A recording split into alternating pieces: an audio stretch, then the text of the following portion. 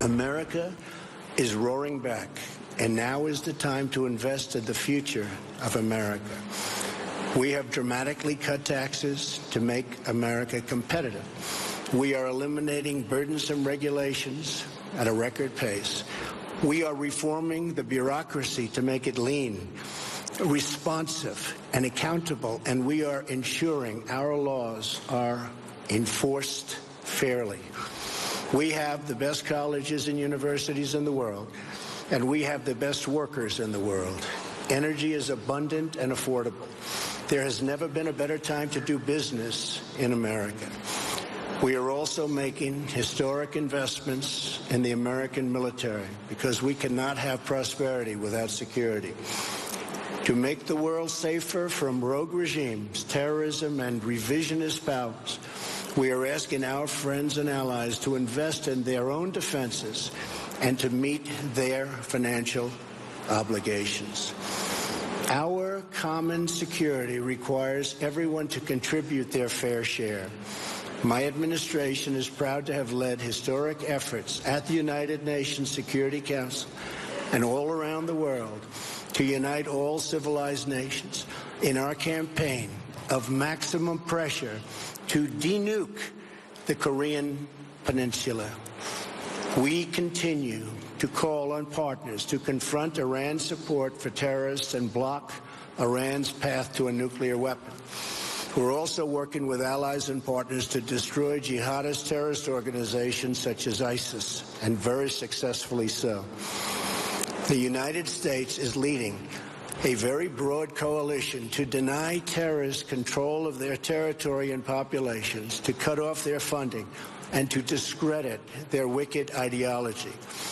I am pleased to report that the coalition to defeat ISIS has retaken almost 100% of the territory once held by these killers in Iraq and Syria. There is still more fighting and work to be done and to consolidate our gains. We are committed to ensuring that Afghanistan never again becomes a safe haven for terrorists who want to commit mass murder to our civilian populations. I want to thank those nations represented here today that have joined in these crucial efforts. You are not just securing your own citizens, but saving lives and restoring hope for millions and millions of people. When it comes to terrorism, we will do whatever is necessary to protect our nation. We will defend our citizens and our borders. We are also securing our immigration system as a matter of both national and economic security. You deserve a deep, restful sleep with Knockout by InfoWars Life. Our organic formula is made from high-quality natural ingredients such as To say a lot of wild things are happening is another understatement. Thank you so much for joining us on this worldwide Friday global transmission, the 26th day already of January 2018. We're going to be live here for the next 4 hours. I am Alex Jones, your host. Trump over-delivered again. Met with all the big global CEOs yesterday, first day in Davos.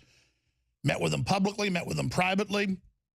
Many of them now been interviewed. He just came in and said, how do I get you to move your businesses, your industries, your brain trust, your nanotech, your genetic engineering, your heavy manufacturing, your light manufacturing, your telecommunications?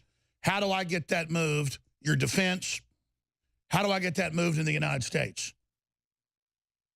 Because the artificial restraints meant to deindustrialize the U.S. that has been the global order for 50 years is over. The United States 50 years ago was 57% of global production of all value-added goods, other than agrarian, other than farming. By the 60s, it was 50%. By the 80s, it was 40%. Now there we are at like 25, 30%, depending on the year. And that's been done artificially. We were sold off, sold out. That's what globalism is. They admitted, and they thought, these arrogant people, that they would get away with it. Yes, they created a bunch of oligopolies and monopolies and combines. Yes, they created these systems. Yes, they stole trillions. But now they wanted full control and to make everybody really poor to dictate humanity's surrender to the technocracy. That's Davos's word. They say an authoritarian world government run by technocrats. And what does Juncker call himself? Heir to the Nazi fortune that runs the EU, unelected, a technocrat. What does Lloyd Blankfein, the head of Goldman Sachs, call himself? A technocrat. What does all of these people, like Michael Bloomberg, type in Michael Bloomberg, king of the technocrats, and you'll get articles from Bloomberg saying he knows how to run your life. He's a super genius. He has supercomputers, and he's going to tell you how much salt you can have. And Bloomberg says, you're too dumb. I'm going to run your life. There it is, the great technocrat. Yeah, that's Politico.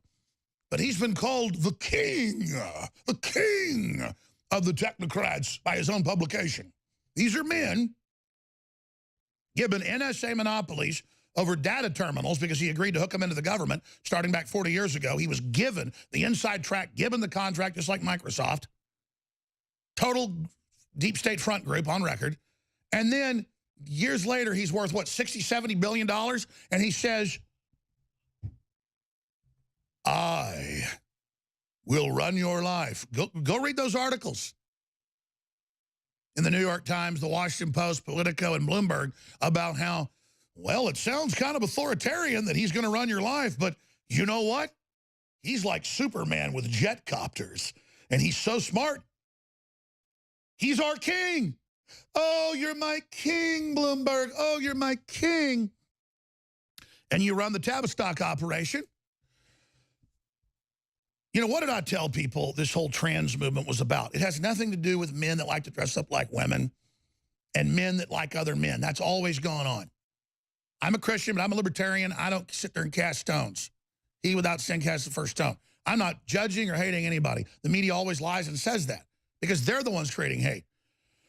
But the entire modern trans movement was created by Aldous Huxley's brother, Julian Huxley, the head of UNESCO at the UN, who was the head of the World Eugenics League. And then that got embarrassing after Hitler, so he became the head of the World Transhumanist League. And he said, we're going to do it in the 60s, first by sex, saying you can flip your sex and making it a civil right. Then we're going to move in, and we're going to have so many chemicals in the food and water, people aren't going to be able to have kids. We'll have to have artificial children that aren't even really humans. They're humanoid. They're saying, oh, it's liberal. If you're gay, have two dads, or if you for the baby, and then have a surrogate, or an artificial womb, or if you're a lesbian, have two women. Like it's the woman thing. It's not even a human. Two women making a humanoid is not a human. Two men doing it. The genetics don't even splice. They admit that. They've grown them in test tubes. They're not Homo sapien sapien. It doesn't even manifest the mitochondria DNA chain or the extra chromosome. A woman and a man create a Homo sapien sapien. But again, then it's all about rights, see? So once you can identify as a blind person, we'll dump Drano in your eyes and taxpayers will pay for it. You identify as a woman, we'll pay to have your genitals cut off. You want to cut them off, man? I ain't paying for it. You want a nose job? I'm not paying for it. That's all logical. And now, before I get into all this other incredible news, I've got it right here in the stack today. It's on Infowars.com. It's unbelievable. Where people now being arrested for reportedly raping children, and we knew this was coming, are saying that they identify as a child so they can have sex with your children. And they've got all these people that say, oh, I'm a 50-year-old man, but I identify as a 7-year-old girl. Or I'm a Google executive, I identify as a golden dragonet, a dragon, and an ornate, beautiful building. And you go, that's total mental illness. No, it's not.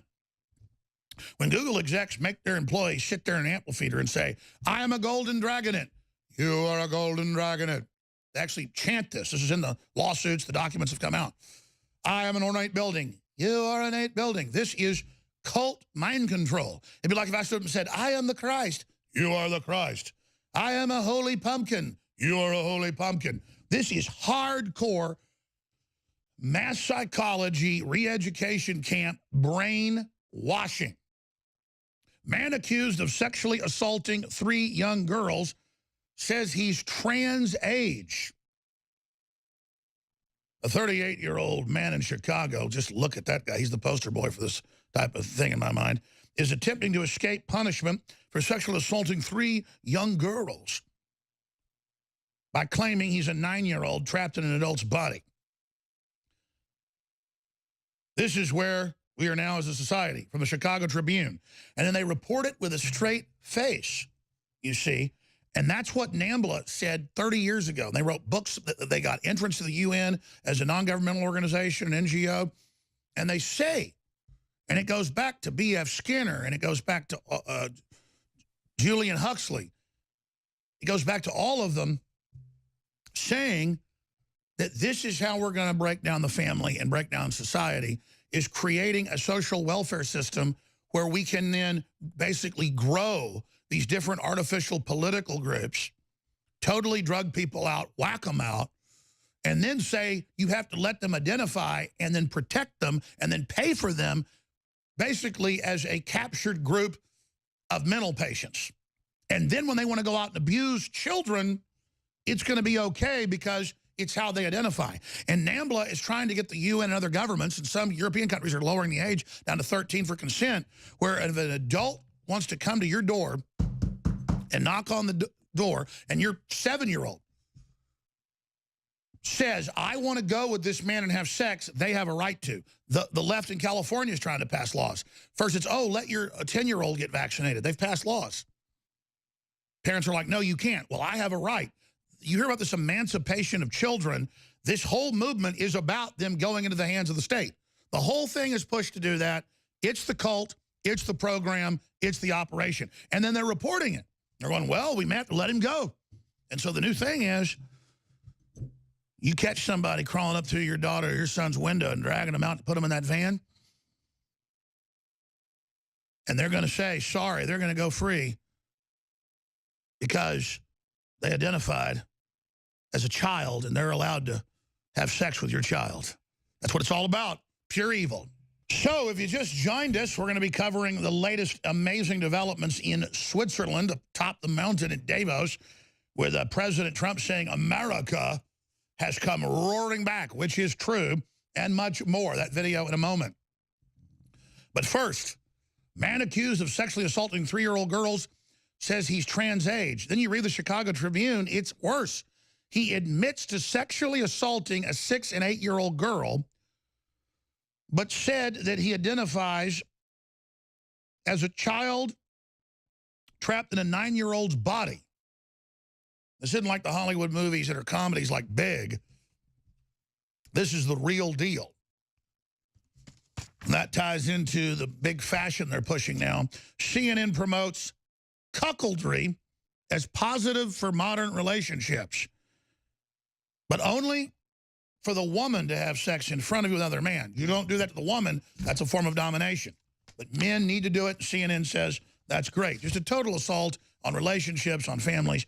I mean, some people are confident enough to do stuff like that. But most people, it ends in a divorce or a breakup, and anybody that's done any research will tell you that. But, oh, the women's health magazines and everything, and CNN, they go right out and do that with your husband. Let a bunch of guys line up and gangbang in right in front of him, and he's going to really love you. No, you're going to get a divorce, which is just what the old saboteurs want. And what they want, they get. Remember, they got your children in the public schools. And shock videos coming up, next segment. Google Home censors Jesus Christ. People thought last year whenever Steve Crowder did it that, oh, maybe it was just a fluke. Saying, no, he's a fictional character, and you know, just other recordings saying he's a bad guy. Well, now Google just says he doesn't exist, period, will not respond to the name Jesus Christ. So we have new video. That's a Kellen McBring article up on Infowars.com. Shock video, Google Home censors Jesus Christ. Just can't even be discussed. But Muhammad and Buddha and everybody else is A-OK. Oprah Winfrey came out and said she couldn't run for president. It's not in her DNA. Yeah, I say women reporting that you bring women to Weinstein. You have hundreds of witnesses saying he rapes women, and then you got pictures of you sticking your tongue in his ear. Your whole sordid past, Cupcake,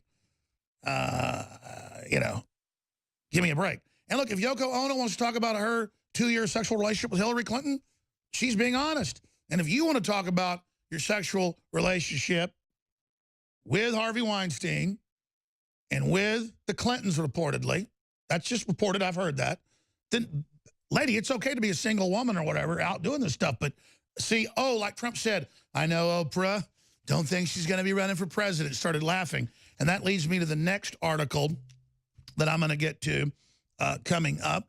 Oh, my gosh, CNN's got a new poll. They've got a new little thing that they've invented. And that's that, oh, Bernie Sanders, white people don't know what it's like to be poor, but I know how to loot colleges, have a whole bunch of $1 million houses, and so it's 6 different $100,000 cars. I like the fanciest Audis, but I hate capitalism. To my smartphone, $3,000 suit.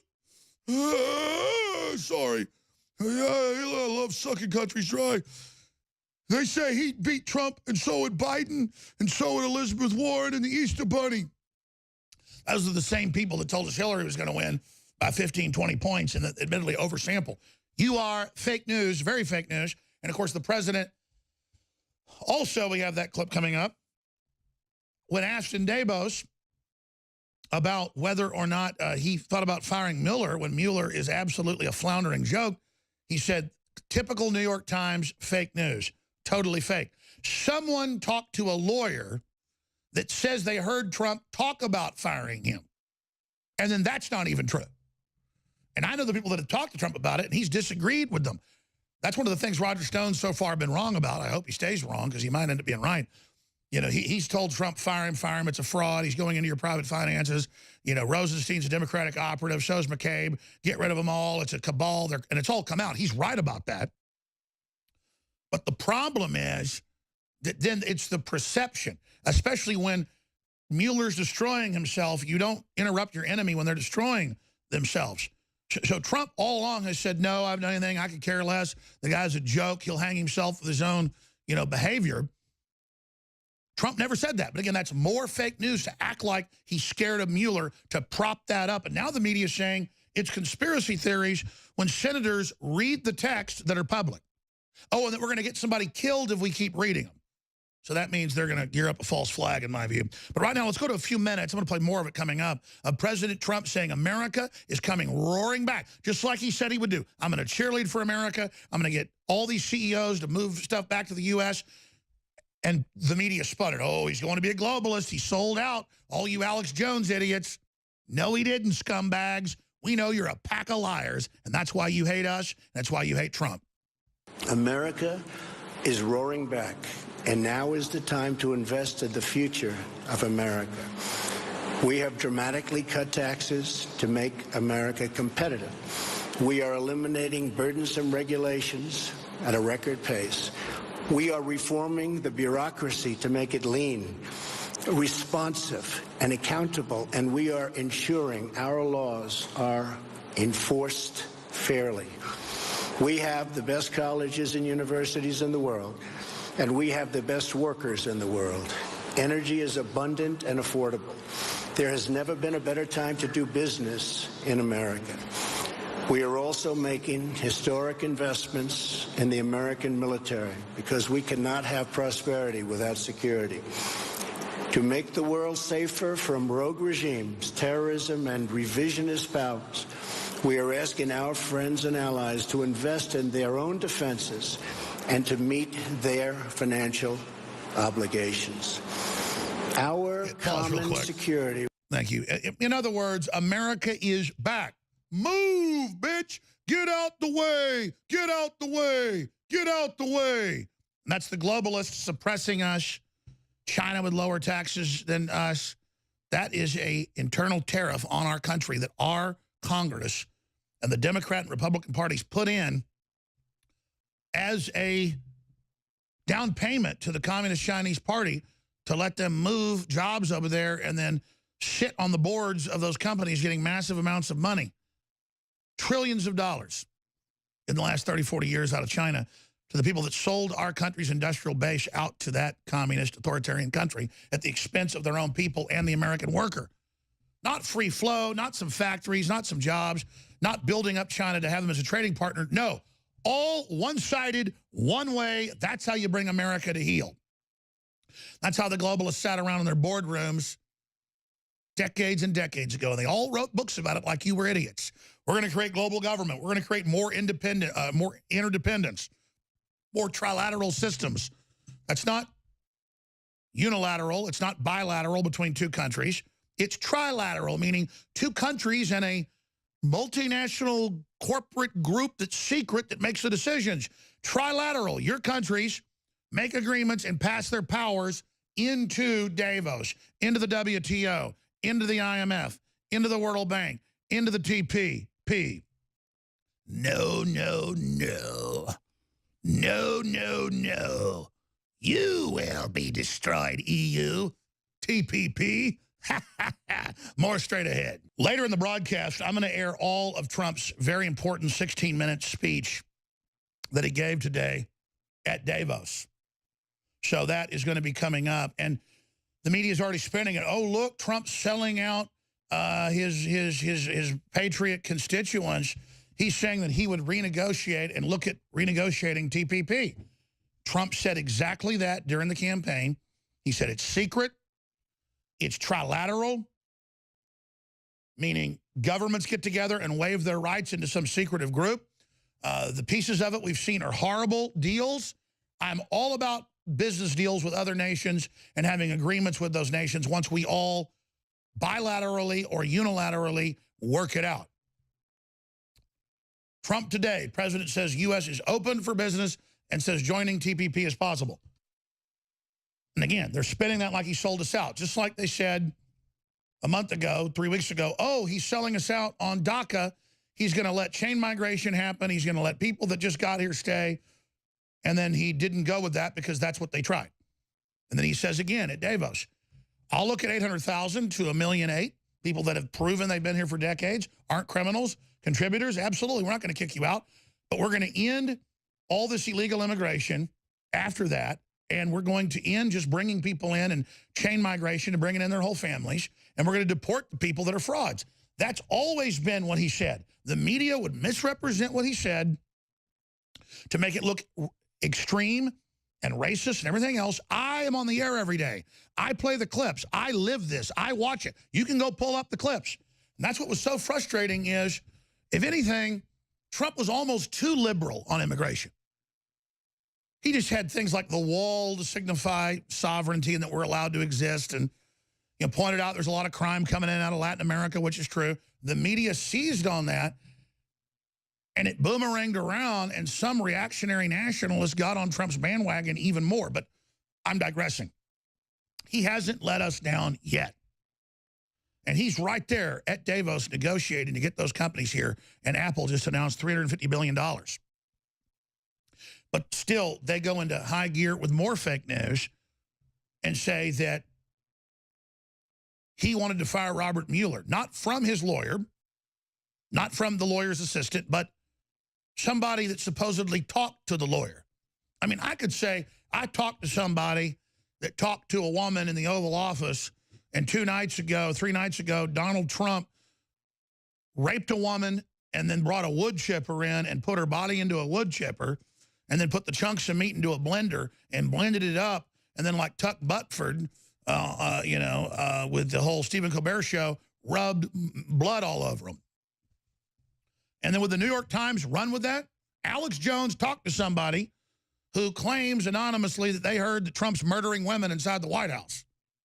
And so Trump's response was, well, here's his response claiming that he was going to fire Mueller. Thank you. Excuse me. Mr. President, did you order Mueller fired? Mr. President, did you speak to fire Mueller? You want to fire Robert Mueller? Fake news, folks. Fake news. What's your message today? Typical New York Times fake stories. Mr. Trump. Our message is peace and prosperity. That's what we have. And we have a tremendous crowd, and a crowd like they've never had before.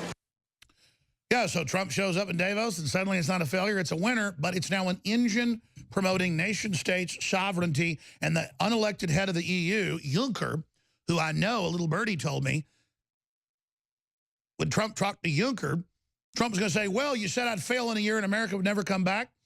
And by the way, you're not elected. So I guess the people of Europe can't fire you. And that's why Juncker didn't show up, because he knew that Trump was going to get in his face. But guess who did show up? And the audio is on Infowars.com. It was Bloomberg Radio. George Soros showed up and said that Trump is going to destroy the world. Trump administration, a danger to the world, could destroy it.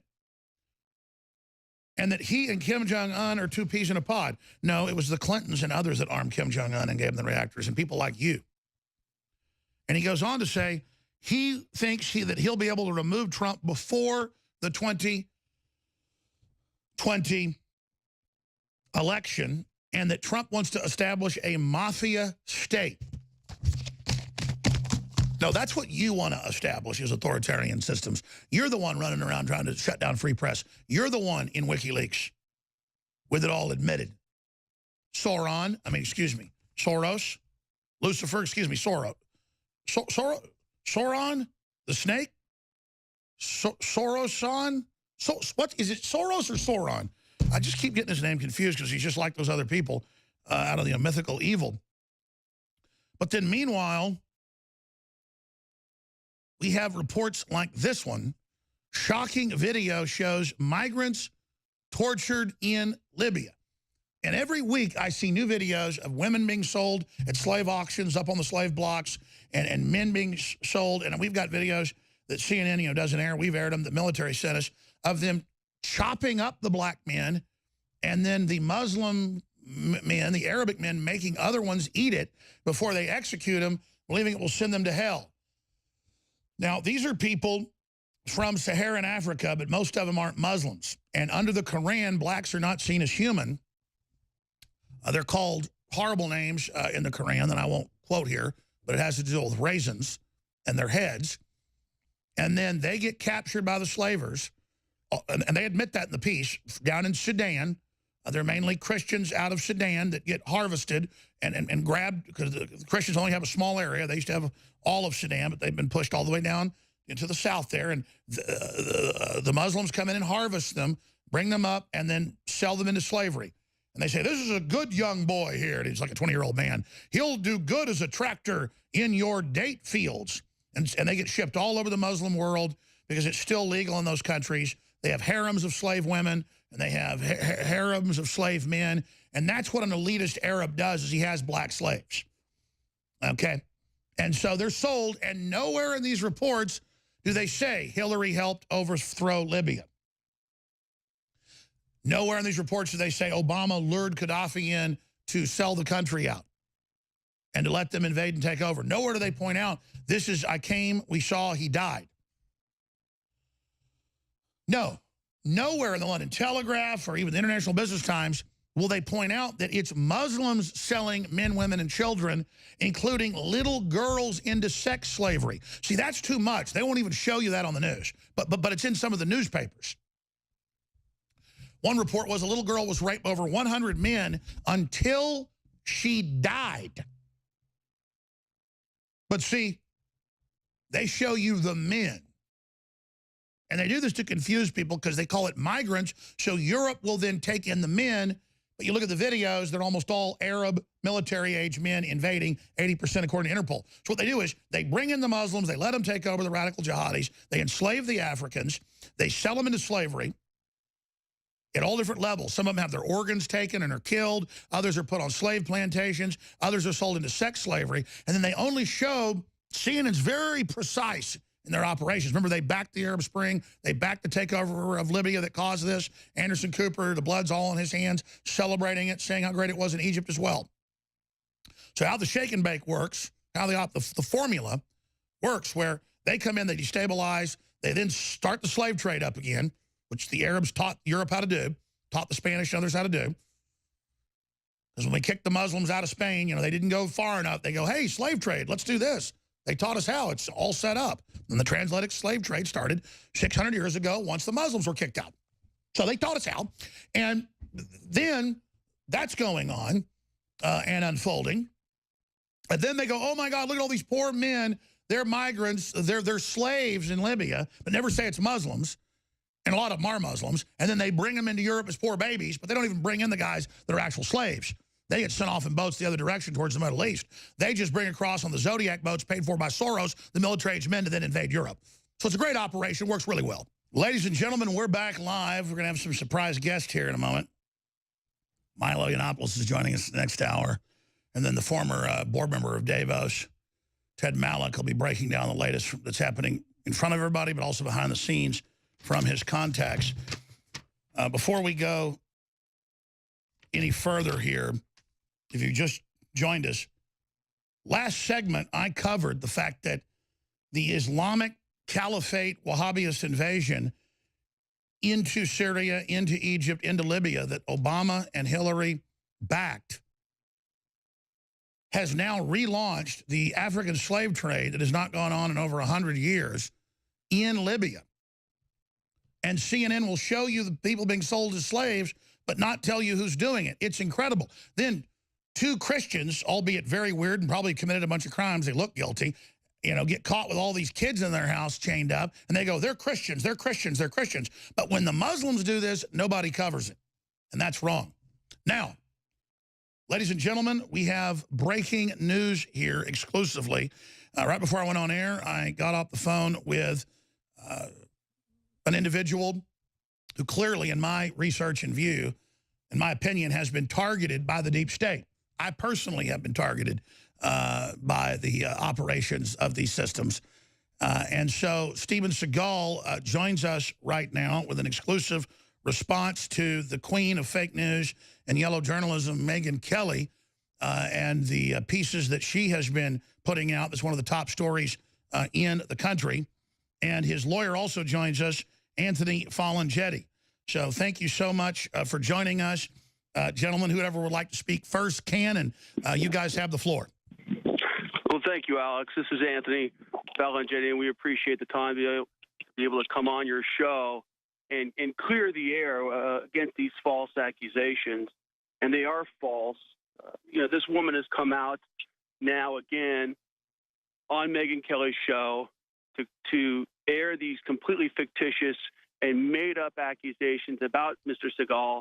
And it's time for us to really go through what she's claiming, this fake story of hers, and start exposing that it's just a great big lie, and there's nothing more to it than that. Washed-up 40-year-old plus supposed actress with not a credit to her name now is looking for her last chance, basically, to be relevant in an industry that she's had no history in. And that's what this is really about. She wants 15 minutes of fame, and that's why she's come out. That's why she's gone public. That's why she filed a police report for accusations, frankly, some 20-some-odd years ago, well outside the statute of limitations, all the while knowing that no prosecution can come of it. So why does she do it? She wants a desperate hope to be relevant again, a desperate hope to get 15 minutes of publicity. And that's what this is about. That's what this has been about from the get-go. Again, that's the lawyer for Mr. Seagal, Anthony Falangetti.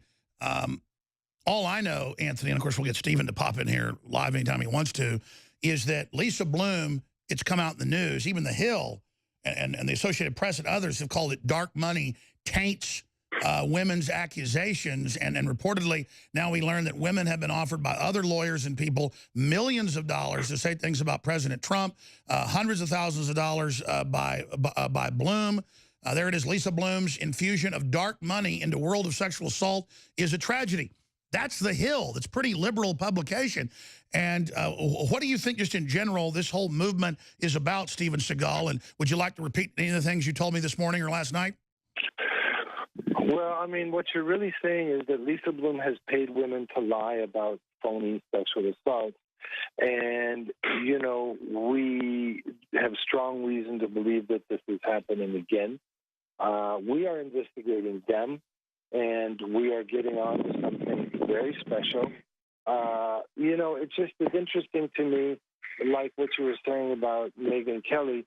Apparently, the first show was getting 6 million people. That went down to 2 million. She got fired. Then she got the magazine show. She got fired off of that.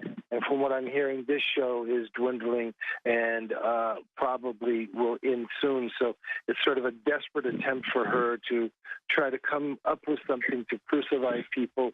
She doesn't care if they're innocent or not, in my opinion, just so that she can get her ratings up. The thing that I find interesting is this woman is saying she was in my movie. There's no record of her being in my movie. She doesn't have a credit. We've looked through the movie. She's not in the movie. She says she came to my home in Beverly Hills. Guess what? I didn't have a home in Beverly Hills. So she gets the city wrong.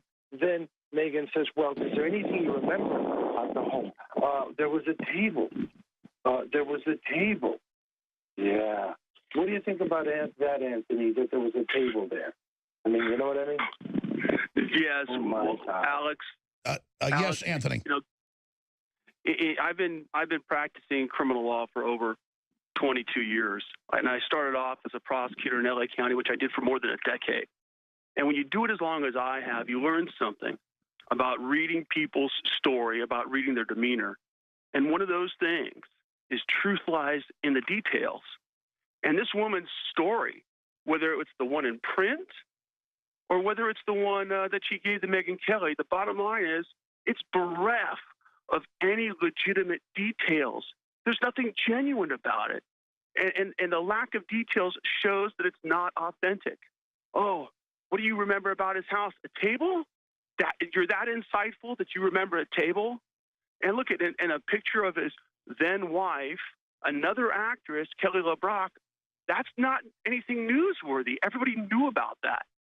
So it's not like this woman has offered up any single detail about the outside of this house, about the inside of the house, or even about the actual accusations. Nothing rings true.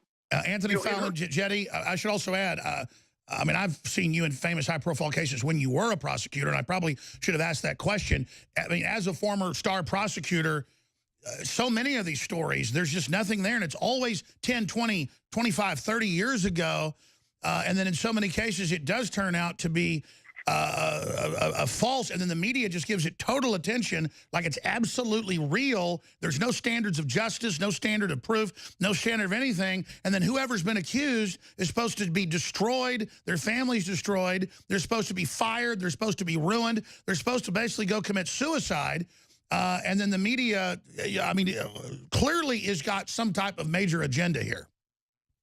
Well, one of the difficult things, the agenda Alex, is, clearly. The agenda is, oh, go ahead, Anthony, go ahead. No, I was just going to say, Alex, one of the most difficult things is that these stories come out. They come out in the media, and as you said, there's no burden of proof. There's no professional ethic that guides the reporting or the detail of these stories. There's no constitutional protections in the media for people who are accused. And obviously what happens is somebody has carte blanche to wheel out these claims. They're not subject to actual critical questions. And the damage to a man like Steven Seagal is done without repair, without him having any form to bounce back or really to get his side of the story out in the same fair manner. Oh, and of course then, when it comes out, when the truth finally does come out, then the press slowly drifts away and acts like the false accusations never happened.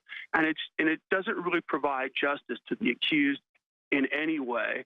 And as I said, this woman, as long as I have been doing this, you know, this is important to remember.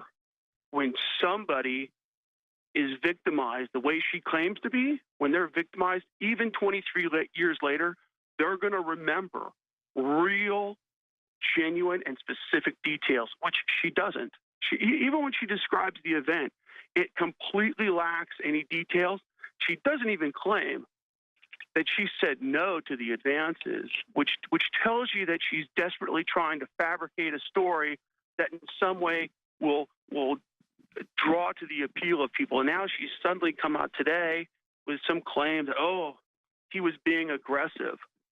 When accusations like this are so vague, my meter of dishonesty rings through the roof, because vagary like that is the telltale sign that someone's not being truthful. So you're saying, as a former top prosecutor, star prosecutor, that this is classic embellishment. Like, who knows if the original story is true and has problems, but now it's getting wilder. Maybe there were 2 guys there, 5 guys. I'm not talking about her case, but just randomly things begin to change, sends up red flags. We got a 2-minute break, gentlemen. We're going to come right back and hear from Steven Seagal on the other side, exclusively here with his lawyer, giving you the response to this big top news story here in the U.S. I was talking to Steven Seagal last night and this morning, and he had some very heartfelt, very, I think, compelling things to say that just at a gut level rang true to me. Plus what we've seen was put down to the president, now admitted. Some women offered up to $2 million by big Democratic Party donors to say that Trump raped them. The women have recorded this. I know the FBI has it. We first broke that months ago. That's now been in the news. So we know there's a bunch of foul play going on. I don't know personally about this latest thing or what happened, and I want to think this person's a great person. I don't have a dog in that fight. I just know Steven Seagal and his lawyers, a former star prosecutor, what they're saying I followed. It has gone on. The story is very vague. A lot of it's wrong. Now things are being added. This is a short segment, longer segment coming up, so don't hang up. We go to break here in 4 minutes, Steven. Steven Seagal, please repeat to the listeners what you said to me last night and this morning about what you believe is behind this, and you categorically what you said. Well, I mean, I believe 1,000,000%, and it's coming now out now. It's in the news. There is a secret society within our government. This is a full coup d'etat right now. It's just secret. And Congress is interviewing informants right now that are talking about this, and they are completely confirming that the sole purpose of this secret society is to overthrow Trump and destroy anyone who is friends with Trump or supporting Trump, and particularly supporting Putin. And once they do this, their agenda is to be able to overthrow the America that is there now and start a war with Russia. That's what we all are starting to see. I've never struck a woman. I have yelled at girlfriends, and I'm not a perfect man, but I'm a gentleman in many ways, I would say. We've had private discussions. You and I, if you want to repeat to folks, I mean, obviously none of us are perfect, but are any of these allegations true? I do not believe that I've met any of these girls except for one who was in a movie with me. I am a gentleman and a humble, gentle man. And I believe I know where all of this is coming from. And, as I've said to you before, I think these are all made-up stories. And, I not only resent it, but this is something that is designed to destroy my life, destroy my income, destroy my marriage, destroy my children and my children's lives. And it is evil what they're doing. Well, I checked in a lot of folks that have known you for decades, and they say you're a gentle giant, super nice, super kind, super flattering, and that this is just all complete horse manure. Before I just had you on or started talking to you in the last month, I made some phone calls, and they said, Steven Seagal, that guy is like a total gentleman, just absolutely nice and friendly. And I asked, well, why is this happening? And they just said it's all part of the modern hysteria. Well, that too. That too. But, like I say, there's a deeper, darker picture here going on. And what's really happening, in my opinion, is not just the witch hunt and the McCarthyism, but it's also, I believe, and I shouldn't be the one to say this, but I will, and I'm sure you'll confirm it, I'm also being persecuted for my political views and my political affiliations. We know for a fact that's happening to scores of people. We know there's a program, and we know Democrats who've been caught doing the things that they accuse other people of get a free ride. I mean, Where's the media on Bill Clinton settling sexual assault cases? We're back in 60 seconds. Again, Murphy's Law, your connection's so clear at night and in the morning, but I think we've got you conference called in, maybe on the same line with your lawyer, so there's a little bit of breakup. I want to be able to recap that, add any other key points, Steven Seagal, and then have former prosecutor there in Southern California and your lawyer, Anthony Falangetti, finish up some points as well. Exclusively, Steven Seagal responds to the latest allegations on InfoWars. Stay with us. Ladies and gentlemen, we're back live into the second hour. Steven Seagal joins us exclusively with his lawyer, Anthony Falangetti. And Steven Seagal is responding to the big national news story launched by Megyn Kelly, who I found to be an extremely deceptive yellow journalist, the true mold of fake news in a fake news world. I'm not going to go into all the things she did where she'd take a question, said 15 minutes before, and then put a whole nother answer on the end, so I sounded completely insane. But, I mean, I saw videos yesterday that they were putting graphics over on CNN where they were cutting up what the president had said in a statement to make him sound crazy. So all I know is she's a very disingenuous person, and I documented it. I never record people secretly, but I recorded her because it was so ridiculous when I'm obsessed with you, you're so handsome, you're so sexy. I said, hey, let me get to the office. I got to the office, I recorded her.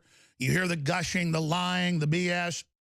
So I find it very fitting. I don't know about this woman, and I'm just here, getting Steven Seagal's statement out here, and he's brought up some really cogent points. So is his lawyer.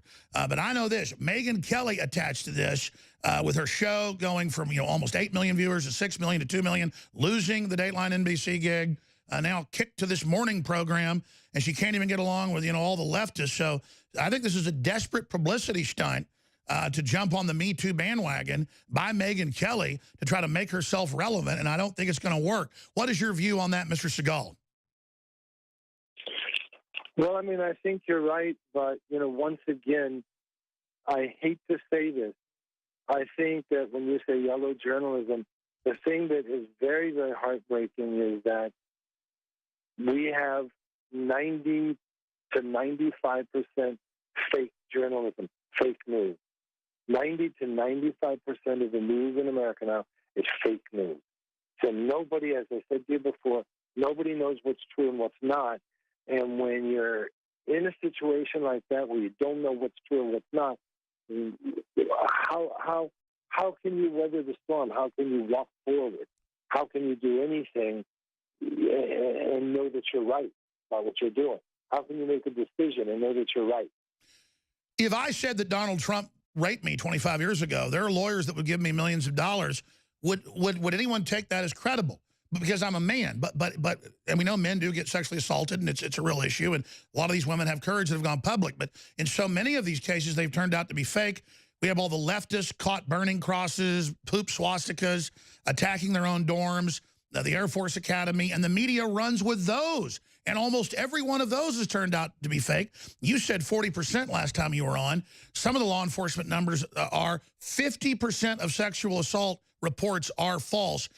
But again, your phone's very clear now. Would you just, for the record, Mr. Seagal, repeat what you've said on and off the record about this, not just your case, but the whole firestorm? Well, I mean, I think I quoted Michelle Milken when she went in and did, extensive research into FBI files and law enforcement files, and she got crucified for what she said. But what she basically said is, when people make reports and accusations and file claims, they often lie. Sometimes they lie because they're being paid to lie. Sometimes they lie because they want to assassinate their enemy. Sometimes they lie because they want to become famous. Whatever their reasons are, there are many reasons why they lie. And, of course, there are those people that are, really, really legitimate victims, and those people should be protected and supported in every way. But the people who are lying about claims for all these other reasons are damaging the credibility or the hope of the real victim, Anthony Falangetti, I want to go back to Mr. Seagal here in a moment, but any other points as a former prosecutor that you'd like to make about this case, this particular one that Megyn Kelly has picked up on? Well, yeah, I would like to follow up on some of the discussion. In many ways, we are seeing in our criminal justice system today real crisis of credibility. There are serious issues of credibility because people are so easily motivated to be dishonest. And I think culturally, as a society, we have to get back to reinforcing honesty as a fundamental virtue, because when we've steered away from that critical moral demand that we tell the truth, and the more our society steers away from that, the more we start thinking, if I lie about something for some other reason or some other good, whether it's the good of our country or the good of my own benefit, those motives, if we justify lying based on those motives, we will have serious credibility issues, and it jeopardizes a fundamental aspect of our criminal justice system. Our justice system relies on the idea that someone will take the witness stand and look over at the judge and look over at the jury and tell the truth. And it's obviously it's my job to work through the accusations of a client or the witness's statement to help determine whether or not they're being truthful, or if they're not being truthful, bring that out. And in this one, notice this woman goes on to Megyn Kelly's show. She was not cross-examined. You know, the reason why in our society the right to cross-examine is so fundamental to the American justice system is that justice demands the search engine of truth, cross-examination, to be applied to accusations like this, because accusations like this can destroy people wrongfully and without a fair vetting of the accusations, without a fair vetting of the story. Good men like Steven Seagal get accused of things they didn't do, and the media runs with it. And that's not what American justice is supposed to be about. And on a particular area, this is a perfect example of what I find astonishing and completely absurd about this woman's accusation. This woman claims that when she was 18 years old, she went to an open call to be, an extra in this movie, and because she was young and naive and so innocent, she had to be escorted to that open call by her brother. But then, lo and behold, in the moment that all of these accusations allegedly come out of, she travels to Southern California all by herself and goes to a Hollywood rap party, allegedly was what she thought she was doing, all by herself. She drives her by herself. She doesn't go with any friend. She doesn't go with any escort. Suddenly, she goes all by herself. And the juxtaposition of those two claims by her really just explodes on the dishonesty scale. It's obviously contrived. And she wants to have it both ways. She wants to be innocent, and then she wants to be attending this party at the same time, or thinking that she's attending the party. And it's absurd. Well, Mr. Fallon-Jetty, that's the point I'm getting at here is I believe Stephen. I've seen the climate. I've seen what goes on. But even if I didn't, which I do, he deserves a place to say something. He came on for an hour and 15 minutes 11 days ago. It got millions of views online. Millions of people heard it here. No media would pick up what he actually said. Since when do you not even get to respond if you're a celebrity or anybody else to accusations, and then no one wants to even put in the news what you said? That shows the massive media agenda. Mr. Seagal? I mean, listen, like I said, she cannot provide a photograph of her and I together. Anthony described, how do you describe the photograph that they put out? Yeah, the one photograph put out is kind of silly. It reminds me of a movie star walking down Sunset Boulevard and a crowd of fans gathering around him, and one star will take like a selfie of herself or have somebody take a picture of herself with this movie star 20, 30 feet behind with a bunch of other people. And that's her claim to corroborate her allegations, is this silly photo that looks like she's just a fan trying to get an image of him in the background. Well, we know this whole movement in general by the media is to create a witch hunt to bring down the president and the American recovery. We need to put bookends on this, gentlemen. We'll be right back to finish up with Steven Seagal. All right, folks, we have got Milo Yiannopoulos riding shotgun with us, best-selling author, researcher, needs no introduction. For the balance of the transmission, we've got reporters coming on live from Davos, former Davos board member joining us, coming up, Ted Malik as well. So much big news, but finishing up with Anthony Fallon-Jetty, the former prosecutor there in Los Angeles and also the lawyer for Steven Seagal. And Steven Seagal, we were going to break as we were making that last point about due process and the people that have been accused of things decades later not getting quoted even in the press. This is a whole new level. What do you think's behind this? Well, you know, truly, Alex, in these instances, innocent people, due process is here to protect the innocent citizens of our society. Look, the public needs to remember that in this age where accusations are all that matter in destroying a human being, they need to stop and think that an innocent man like Steven Seagal, who did not rape this woman, who is innocent, should be entitled to be heard. And if it's a public relations war, which is what they're trying to wage now, 20-something years after the event, he should be entitled to equal time. And the press should have him on, and the press should acknowledge that he has a different version of events and he is innocent, and they should do their duty to ask tougher questions. They should actually do investigative journalism for once and look for the truth, as opposed to looking for headlines or to sell their paper or to sell their show. And our society needs to remember that in this flood of information, they need to start looking for the truth and asking questions about what they're told and what they hear. This woman is making fictitious accusations. They're total lies. Steven Seagal is an innocent man, and he should be entitled to be heard as such. Exactly. I mean, I had some media that they wouldn't cover when he was on a few weeks ago, but say, how dare you have him on? I mean, that's like you don't even get a trial in the media now. As you said, that's it.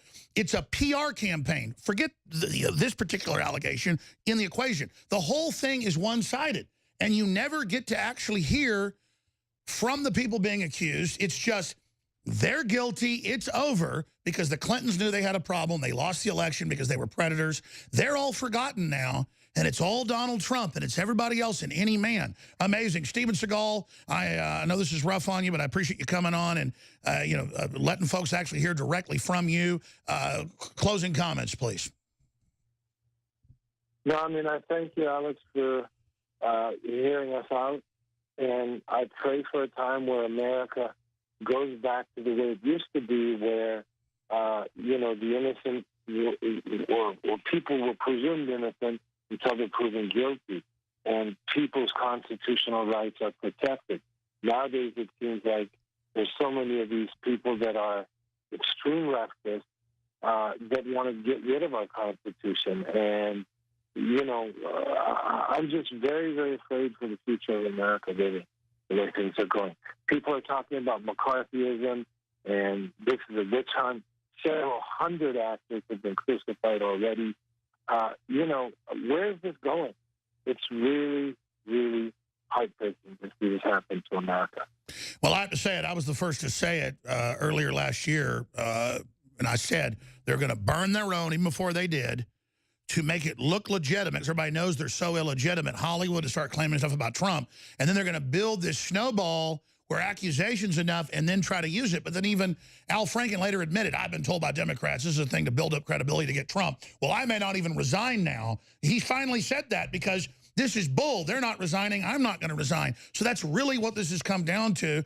And I think it hurts real men and real women and real children that are assaulted. I know privately you've talked about there are real assaults, real people out there that do bad things. You've got daughters, you've got children. You're absolutely against that. And this hurts the people that are really being hurt out there. So Steven Seagal, thank you so much for the time. Mr. Fallon-Jetty, thank you so much. And hopefully the so-called media, the fake news media, will actually quote you at least 1/10% as much as they quote the people making the accusation. So, again, thank you so much for joining us. No, they'll probably try to take what we say and move the words around and, manipulate the words and misquote us. That's what they do. All right. Thank you so much, gentlemen. Thank you, Alex. All right. Boy, you walked right in the middle of a hornet's nest. No, Milo, I was like, what have I walked into? Steven, what's wrong with poor Steven Seagal? Oh, no, it's horror. But it's not an accident. It's not an accident they picked him. It's not an accident. This is revenge. But from the day that Trump won, they came for the people who put him there. Bill O'Reilly, Tommy Lahren, you, me. From the day that that election in November didn't go as all of the architecture of American public life had geared it up to be, how it pointed, that horror show they woke up to, that alternate dimension that the establishment left woke up in that day. Well, someone needed to pay. Someone needed to pay for that, and they needed revenge. They wanted blood, and this is, a perfect example. It's not going to stop, by the way. They admit, I know they've done this to you, we should probably talk about this when we come back. We're not whining. It's pretty interesting just to know the anatomy of how they're trying to have a coup against anybody that's pro-America, pro-Constitution, classical liberal like yourself or myself. I mean, they have had BuzzFeed, all these other big publications for years, camped out here now for almost 2 years, literally talking to the dog catcher. Ushers at movie theaters, like trying to get people to make something up. I have BuzzFeed reporters DMing people who were in pictures with me when I was on a college tour 2 years ago. Exactly. 2 years ago at 2 a.m., there's a picture of me and a couple of like college football players in a bar late at night. And they're like, I bet there's something. There must be something. So they go and they look for these people and they identify the guys and start DMing them saying, hey, I'm from BuzzFeed. Just wondering if you have any time to talk about Milo. And of course, these guys turn around and send it to me. And they're like, what is this about? I don't know. But they have an army of people just dedicated to digging around. They all have their own beats. There's one guy who's on Breitbart, one guy who's on InfoWars, one guy who's on all the rest of it, and they're paid to just tease out stories from weird, half allegations from 2 years ago and attempt to get revenge on the people who did this to them. In fact, I was telling Seagal about that just this morning. I said, no, they go on Facebook, they go to places where I just shake somebody's hand at an airport, and if it's a woman, they get her, they call, they offer money. No, it's like, and the women are contacting us, and now they don't want me to get into this yet, okay, because there's stuff going on, investigations, you name it. But some of this is criminal, and we've got them, we've caught them. So I'm going to be taking action very soon. No, I mean, someone walked up to me in an airport and said, hey, I'm a huge fan, can I get a selfie? And I was like, yeah, sure. And they put the video on and started chanting like neo-Nazi slogans to try to get me. And I had to immediately turn around and say, how about you go F yourself, and almost shove the guy away from me because, if they just trimmed out the beginning of that video and be like, oh, here's Milo with one of his fans, drop that from some pseudonymous thing. Well, they did get me. They stung me in that bar late night in Texas. With they stood up and hollered Hitler? $10,000 BuzzFeed paid for that video. For people to go in, you're speaking, and guys go, Heil Hitler, and then it's your fault. Like, wait, what? And by that time, the video's already on someone's phone. They're running out the door, and they're getting $10,000 from BuzzFeed. I'm like, oh, my God. Which is George Soros. It's terrifying. But here's the good news. It ain't working. You're the real Nazi collaborator, Soros, you old evil demon. We'll be right back with Milo Yiannopoulos talking about his best-selling book they tried to stop from being published. Stay with us. Well, Milo Yiannopoulos is in studio riding shotgun with us for the next hour and a half, probably more.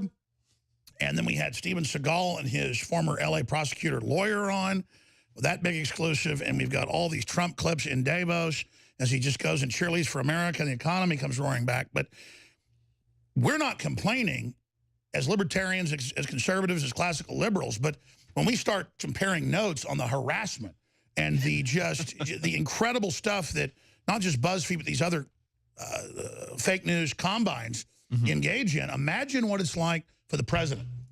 Well, we have to, I think, do 5 or 10 times as much as anyone on the left to get a comparable level of success. And if you think about, I can't use Eventbrite to do events. I can't use Shopify to sell merchandise. I can't hold events in public spaces because leftists will threaten the venue so they get shut down. My YouTube, my Twitter is gone. My YouTube and Facebook and Instagram are all suppressed, so people don't see me in there. And you were the pilot for all the, because you're good-looking, smart, patient libertarian. You were patient zero to be banned. I'm the trendsetter, patient zero. No, I mean, they're going to come for me on Facebook soon, I'm pretty sure. I mean, it's only a matter of time. If you really think through all of the hurdles that people like us have to jump through for the crime of being pro-First and Second Amendment and quite liking Donald Trump, and that's really the extent of our sins. And liking to crack a joke and not being politically correct. That's the extent of our sins. That really is it. We express opinions and views that millions of ordinary Americans hold. And for that crime, you know, they try to suffocate all your avenues of business. They suffocate your avenues of spreading your message, all the rest of it. We have to work at least 10 times as hard. You know, these feminists are always saying, oh, I'm a woman, I have to work 20 times as hard to get the same thing as a man.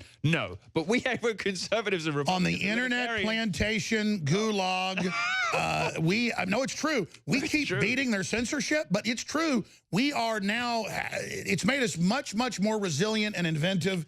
Well, you know, we've realized we've got to build our own empires. You've got your, like, you know, you've got this citadel down here. I'm building my own small version in Miami. No, you're doing great. You know, we've got this, we now have realized that we've got to build our own castles where they can't come and get us. But that's not even the worst of it. Whether it's like the hacking into emails, the leaking, I mean, you know, all of the various stuff, you know, oh, your email tranche is shown up on BuzzFeed, your phone records are here, blah, blah, blah, blah.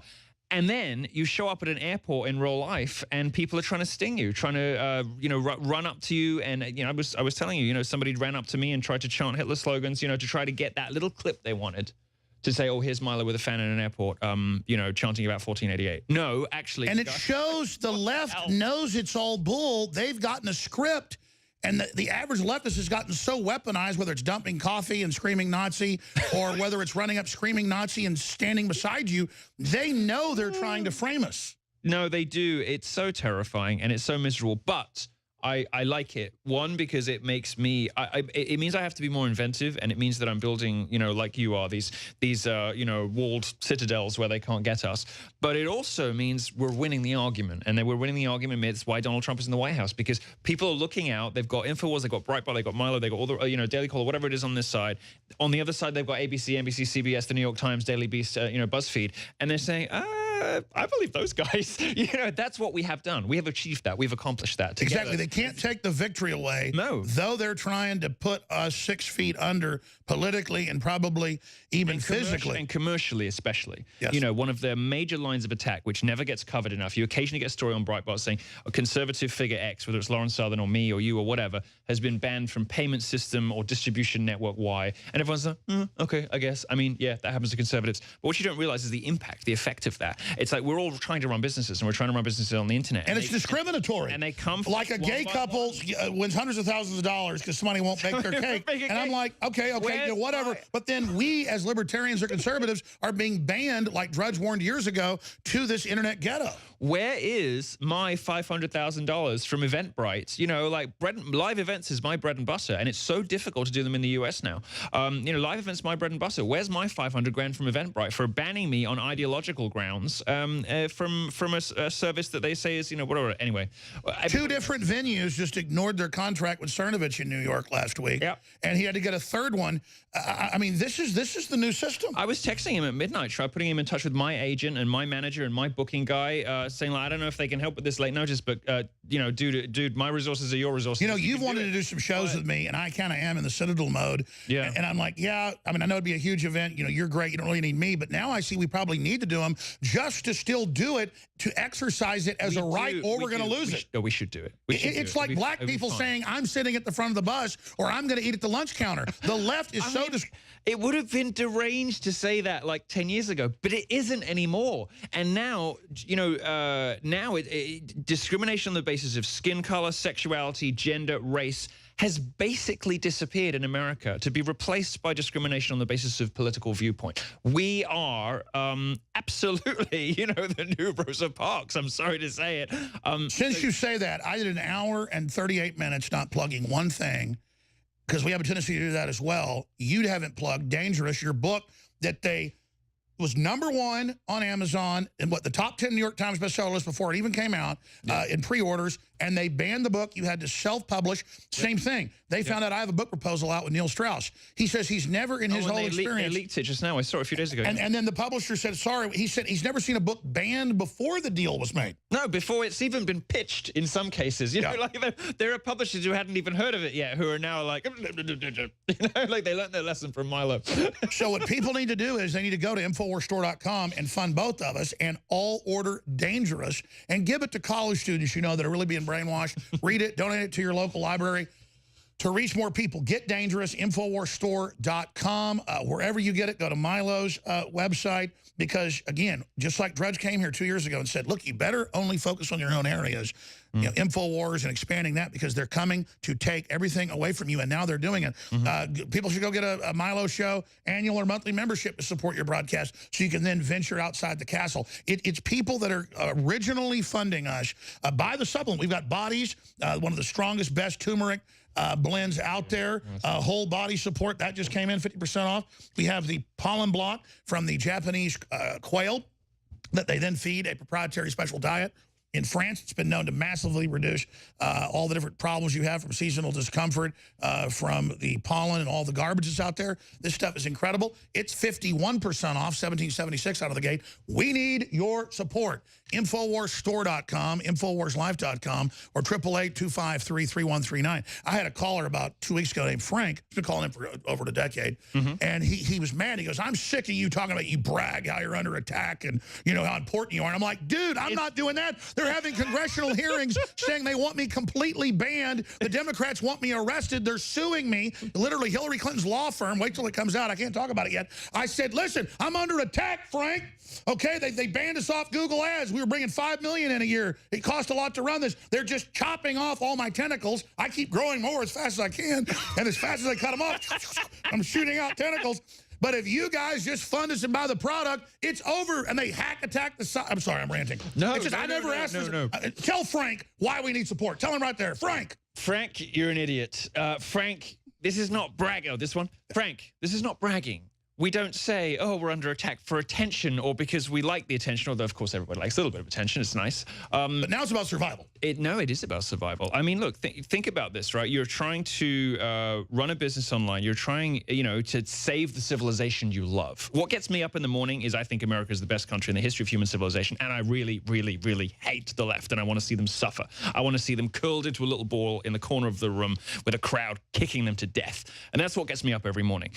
But I can't do TV, and I can't do radio, and I can't publish books, and I can't sell anything, and I can't do live events because they systematically strangle you out of existence using every... We're the heretics. Yeah, exactly, using every resource at their disposal. So it's not bragging, it's a daily reality, and that's why you got to support things like InfoWars and sure, and we didn't do it for the last hour and 30-something minutes. We're doing it now. InfoWarsStore.com. Go get a T-shirt, get a book, sign up for auto ship, get an additional 10% off. On any of these things. That makes a lot of them lost leaders, and then that way each month it reships to you. Cancel anytime for free. InfoWarsStore.com, InfoWarsLife.com, or 888-253-3139. Listen, everybody wants somebody to fight. We're fighting, and we love you and we appreciate you. All we're saying is we kick their ass, but they're doubling down on us to make examples of us. If you make examples of us and fund us, we will be victorious and you win. We'll be back with Milo. And it's Milo Yiannopoulos with the best-selling book, Dangerous Milo. But now you're launching your own transmission to get the word out, to not be censored, to then feed into all the other platforms. And if people want to have exclusive access to that, how do they do it? Well, I'm taking your lead. You're my inspiration in this. So if you go to dangerous.com, that's all the journalism that we publish. Dangerous.com/join is where you can join up to watch my new show, which is going out Monday to Friday, 4 p.m. Eastern. 3 p.m. Central. It's going to be going out every day. You can watch it any platform, any device, any format, whatever you want. And it's a couple of bucks a month. Or it's nothing at all. Yeah. So but together that moves mountains. And of course, you were telling me, I mean, you're going all over the world, selling out huge crowds of people, and you're finding the venues that are about free speech. Yeah, we are. And so we're creating our own economies. This is what they really fear. We are, you know, and it really, this should be a cause of deep and abiding shame to American citizens. I just came back from Australia in December. I did 12,500 tickets. I think we did 8 shows in 5 cities, 1.5 million gross. It was a hugely successful tour. Numbers like no author has ever seen or heard of. You know, I write books. I'm a journalist for a living. Journalists don't get those kinds of crowds. And in Australia, I sold 12,500 tickets for an 8-day run. And we struggle to do, you know, 1 or 2 shows in America because the venues cancel after threats from leftists. You know, people are scared, all the rest of it. This is a deep and abiding stain on American public life, supposedly the home of the First Amendment. These are very dangerous authoritarians, and they're also running a very dangerous game of the Streisand effect. Historically, if you try to suppress something that's popular and something that's truthful, you're successful for a while, but like a beach ball underwater, when it finally explodes, it shoots 20 feet in the air. I like that metaphor. We're both perfect examples of that. We're both people who have exploded out into mainstream popular culture over the last couple of years. They based it. I just watched the new the X-Files return, and they have this character based on you in X-Files. I mean, that is like you're in their heads. This is mainstream media, like well, they admit they've got like this. Is it Todd something or other in that show? You're living in their head. And Scully was like, it was a sympathetic character by the end because he was right. You remember also you start off and you think they're kind of caricaturing you in an unflattering way, but by the end of that season, you realize he was right about. Well, that was Chris Carter, who's got a lot of courage. He said, "I like Alex Jones. He's really libertarian, not a racist." That character was positive, and he did do that. All the others. Homeland, I mean, the Stephen Colbert characters, I'm going to talk about myself all day, but I'm not that interesting. You're right. There's like 9 or 10 shows right now where they parody me and have me say horrible stuff, and it isn't me, but then their viewers believe like somehow that's me on the street, even though they know it's not real. But here's the thing, they hear that, and they think they know what you are. And then all you have to do is get a little slice of yourself in front of them. So what I always say is, like, watch 5 minutes of me on YouTube, read one column of mine at breitbartdangerous.com, whatever, and suddenly people are like, whoa, you're not what they told me you were. And the person whose reputation ends up being damaged in the long run is theirs, not ours, which is why as much, parody and negative attention and, ridicule they try to throw at us, it only serves us in the end. Because, here's the thing, there's when in the 90s, on sitcoms and TV shows, they would invoke politics. It would normally be at the expense of the character in the show. Now you've got this thin, mean, vindictive politics of Will and Grace, and they're making jokes about Betsy DeVos. None of their viewers know who Betsy DeVos is. It's just unnecessary attempts at jokes at the expense of people who have the wrong politics. Well, the only people who look bad are them. That's an astute point, because we've won the news wars. Yeah. Mainstream media is discredited, but only 20% or so really watch the so-called news regularly. Now, the big problem is that they're now targeting with pure propaganda the entertainment shows. But like you said, these are viewers that tuned out of politics. Wrong. They don't even know what it is. They're getting it wrong. You watch Will and Grace, this revival on whatever it is, NBC or ABC, and I'm watching it, and I liked the show first time around. It wasn't hugely political first time around. It was nice, I guess, as a young gay person to see gay people on TV, I suppose. I mean, I wouldn't care that much, but it was a perfectly nice show the first time around. But now it's come back, and they're making these heavy-handed, everything's about Trump, and Trump in every single episode. And then weird jokes about Betsy DeVos's appearance. And you're thinking to yourself, well, hang on a second. This is not only complete and total 180 on the feminist politics you're supposed to fat shaming, just like the Young Turks called me a effing fat piece of crap. But the same woman said a month before people that fat shame should be basically arrested. And then... Yeah, Cenk is hardly the epitome of, of 1950s idyllic athleticism, is he? Their own boss.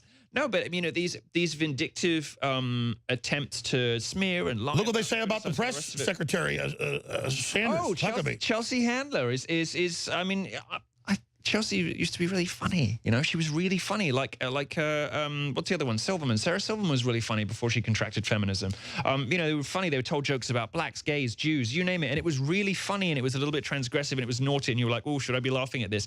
And now they reserve that kind of transgressive humor just solely for people with the wrong politics, just for Republicans. And it isn't funny.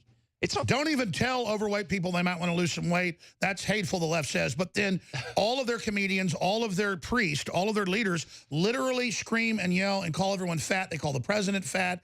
They call the press secretary fat. I mean, and they're just they're such hypocrites. So where is it all going? I'm becoming an expert, by the way, on fat studies. It's a new academic discipline in some of the very most privileged elite liberal arts colleges in America. They've got these new programs called fat studies, where they interrogate the large body and its perception in society. The latest one was something came out in the Journal of Fat Studies, which is a peer-reviewed journal, Fat Studies, and it said that large women, because they don't fit into the furniture in classrooms, feel their bellies spill over the top. They have negative educational outcomes. They don't mention the alternative possibilities, which is if you don't have the self-control to stop eating, you might not have the discipline to do well at school. And also, because other people are bigoted and are looking at you mean.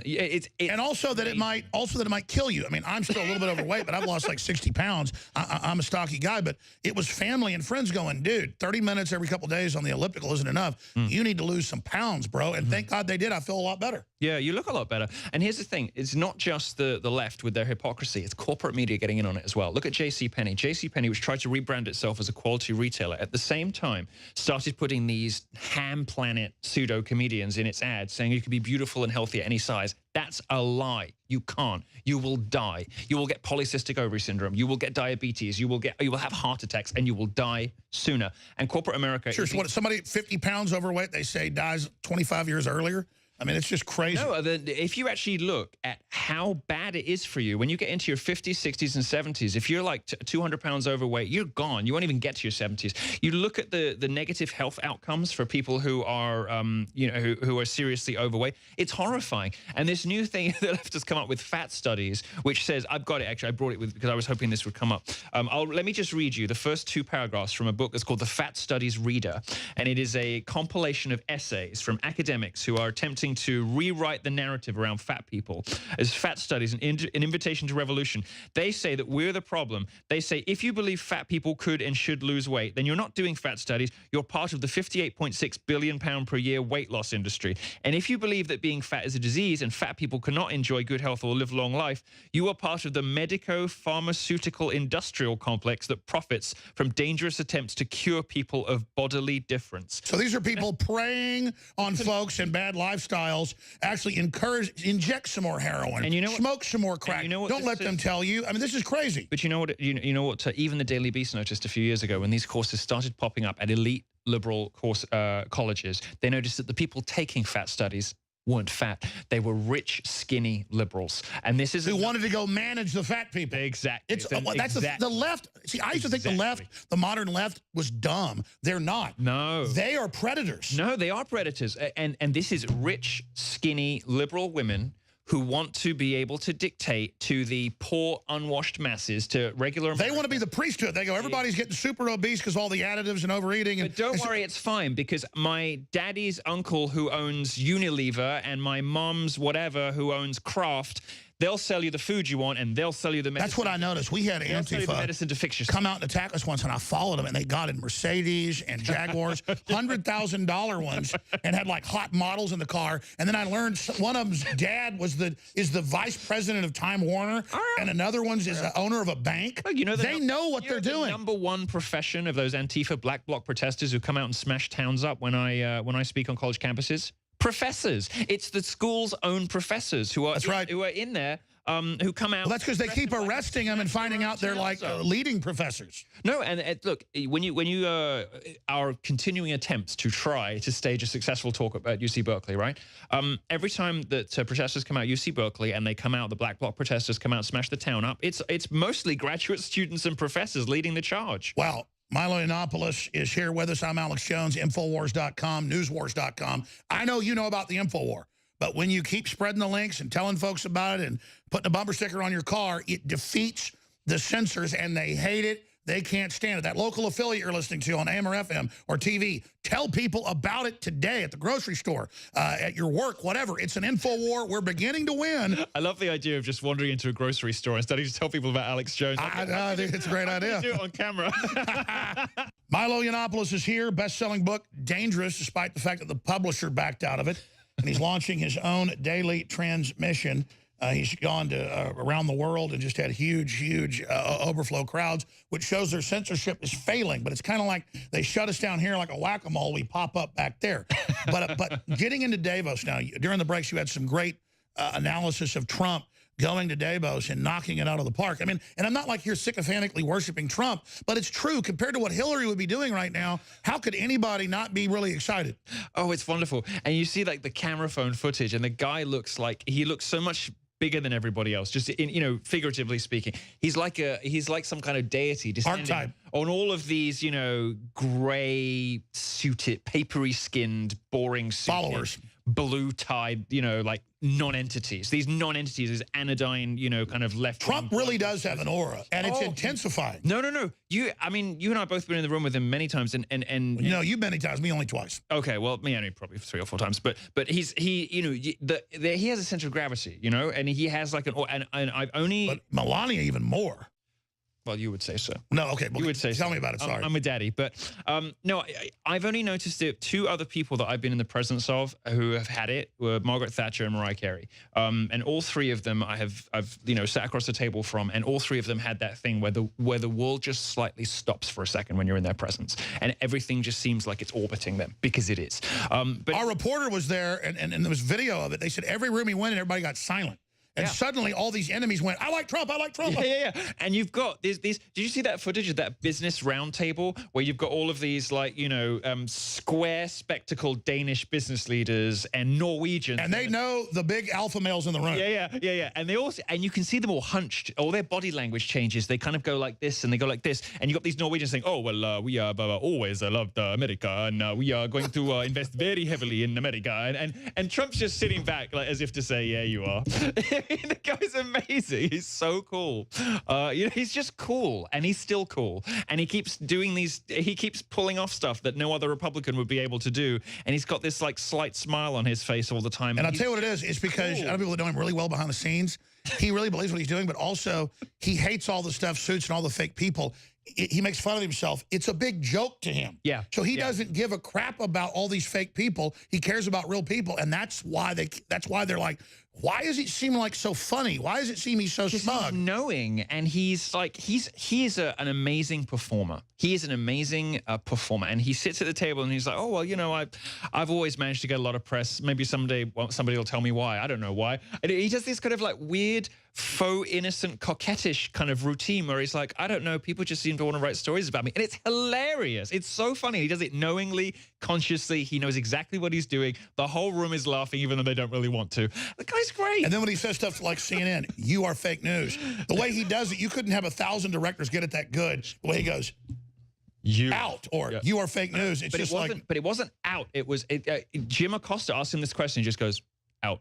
It was the most perfect, beautiful, dismissive, contemptuous, but not angry. He wasn't. It was just like out, like get that roach out of there. He didn't sweep that roach up. It was contemptuous without being bitchy. He didn't give him the slightest bit more attention than he absolutely needed to. He just went out.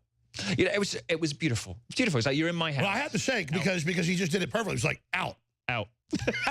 So what are they going to do, the parasites, the globalists that took the country over in the world, as they're displaced? Because Trump's riding the nationalist wave. It's not going. I mean, what are they going to do?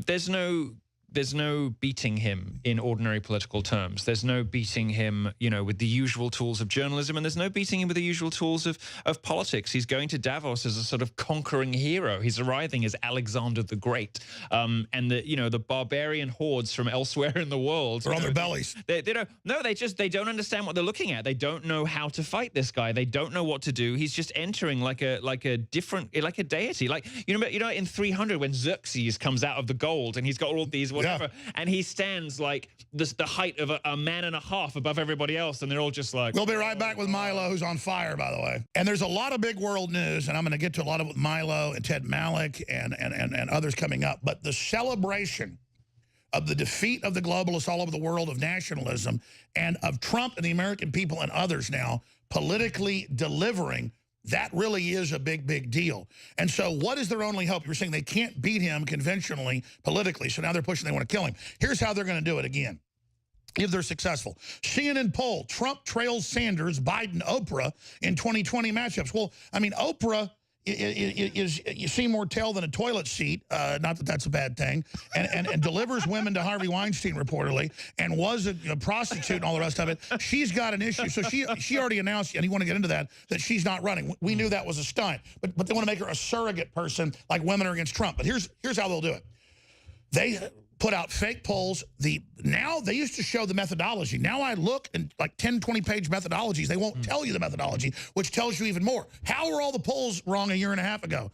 Okay, or a year and 2 months ago? Because they were fake. Because they sample 9 to 30+ points more Democrats. If they'll cheat on every other level, of course they're cheating. So the only thing they've got, Milo, other than assassinating the president, is trying to sabotage the economy, which they're not able to do right now, or keep saying everybody hates him, this hoax. Will they be successful with fake polls?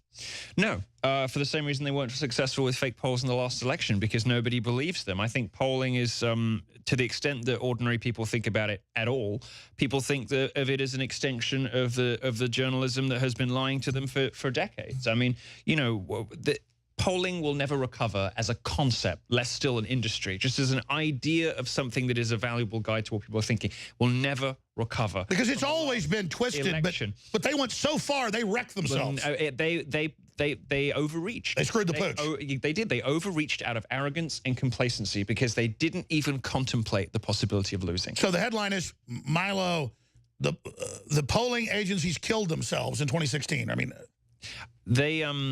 they didn't even contemplate the possibility of losing, just like these FBI guys who were sending each other messages, clearly not even contemplating. You know, Obama involved in all of this, according to reports on your site.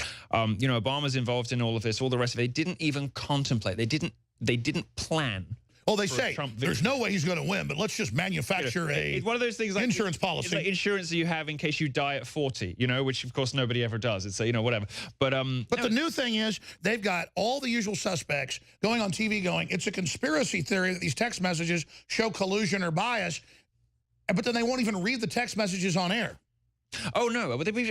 This is a new thing in the media. You've got Newsweek cover stories about Breitbart without a single on-the-record named source. You've got unnamed sources in the Washington Post and the New York Times. There is no depth to which they will not. And here's how you know you're winning, and here's how you see the seeds of the destruction of polling, which you just asked me about, and journalism more generally.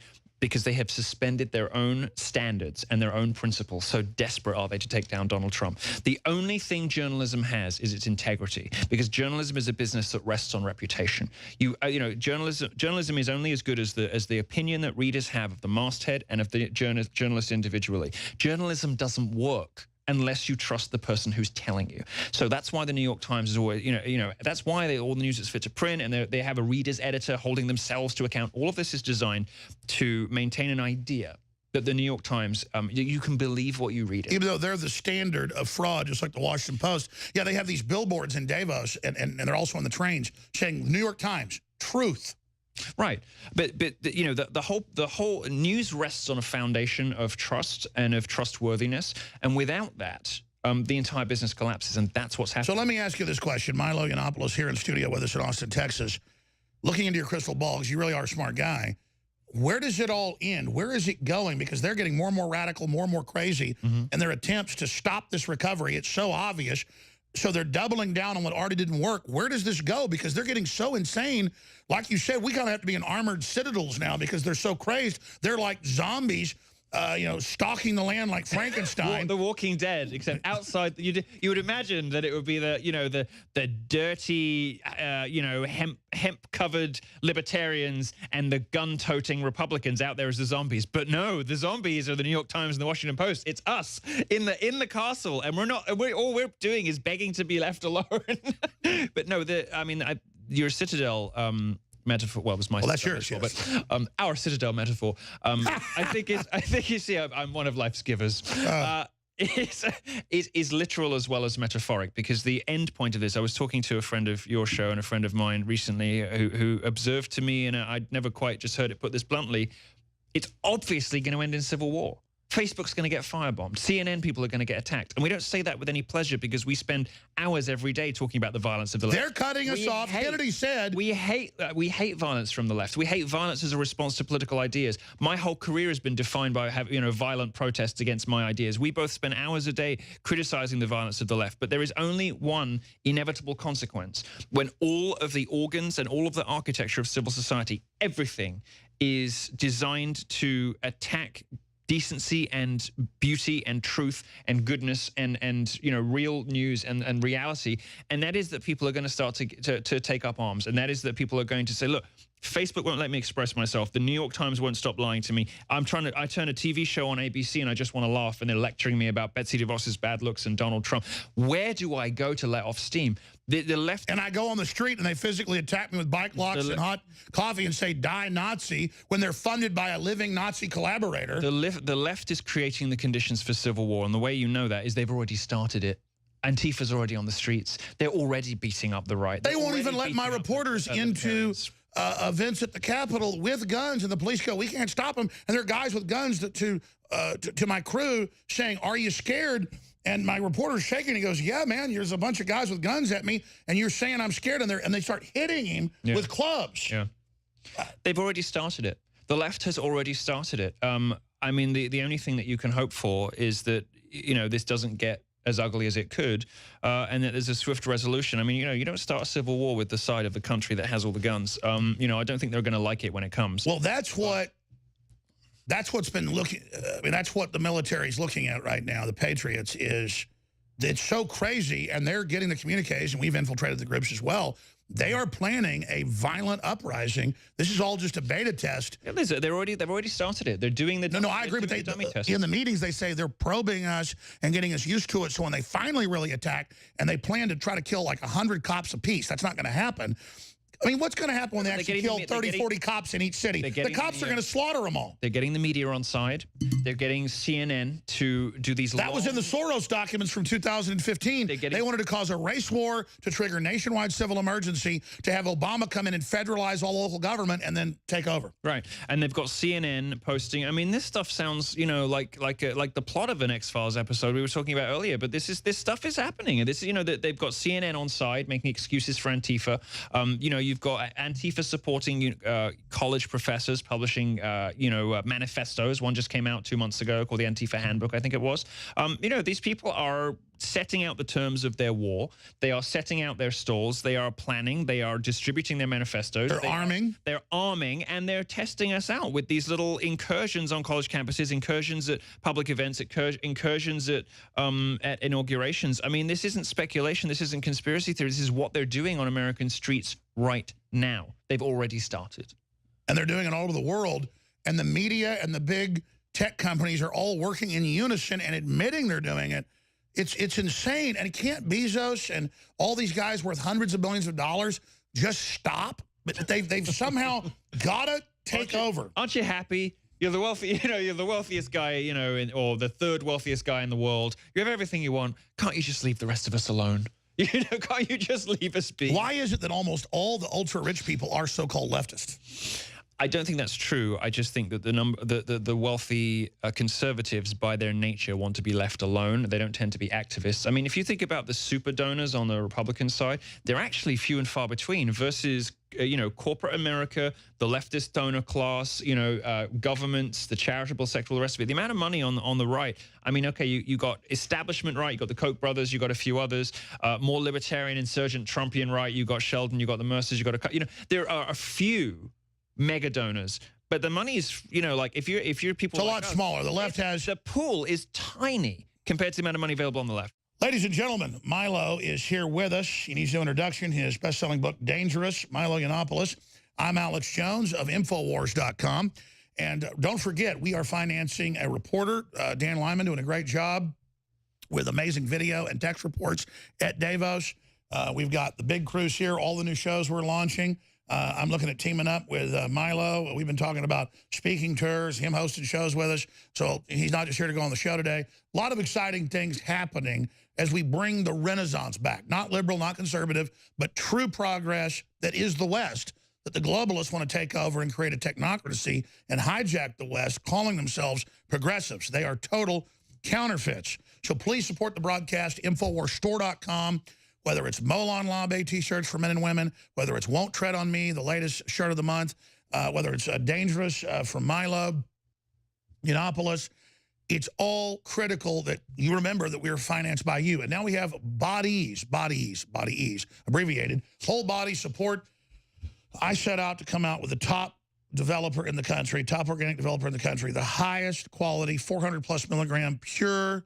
I mean, this is 95%. The average is 3%, okay? So this is 95% the chemical that is in the turmeric, the curcuminoids. It's unbelievable. 60-day supply, 50% off out of the gates.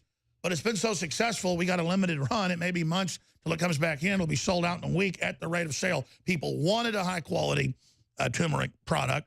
You've got it, but folks are so blown away by the write-up on it that it is flying off the shelves, which is good. But at this price, we got to sell a lot of it to fund the operation. InfoWarsStore.com. Sign up for auto ship, and we never sell out because we hold back bottles for you. It's all automated at our shipping center in Central Texas, a few miles away.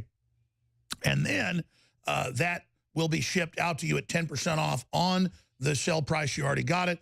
We have another great new product that deals with the pollen. It's Pollen Block. Find out about its proprietary system and why it's chemical-free and how amazing it is at InfoWarsStore.com. And we've got to end this over the weekend because it's a limited sale. We have the Alexa Pure Breeze 4-stage filter, including ion. Leading competitors when this first came out were like $1,000. Now they've miniaturized and stuff like this has driven down the price. We were selling it $300 and $250. Now it's $200 normally. Leading competitors are $400 to $500 now for something that's exactly the same. Ladies and gentlemen, it's $50 off right now. It's $149 right now. Ladies and gentlemen, you're trying my pollen block there. It's quail eggs. It's quail eggs? The Japanese quail fed a special diet. The French discovered it. It's patented. I woke up with a bit of a sniffly nose today because it's different. Cedar, you know, when you go to horrible. States, it's different. No, we're the worst. Austin's the worst allergies in the country. I love Texas, but down the road, if we make enough money, I'm going to move this operation to a desert somewhere. No, I noticed that. I know because I woke up this morning. I was a bit. This knocks it out 80-90% within an hour. All right, that's mine.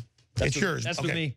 All right, riding the shotgun with us, joining us for the next 2.5 segments or so, is Ted Malloch, known as the Davos man. He announced 7 years ago that Davos is dead and charted that a great new Americanism would be coming.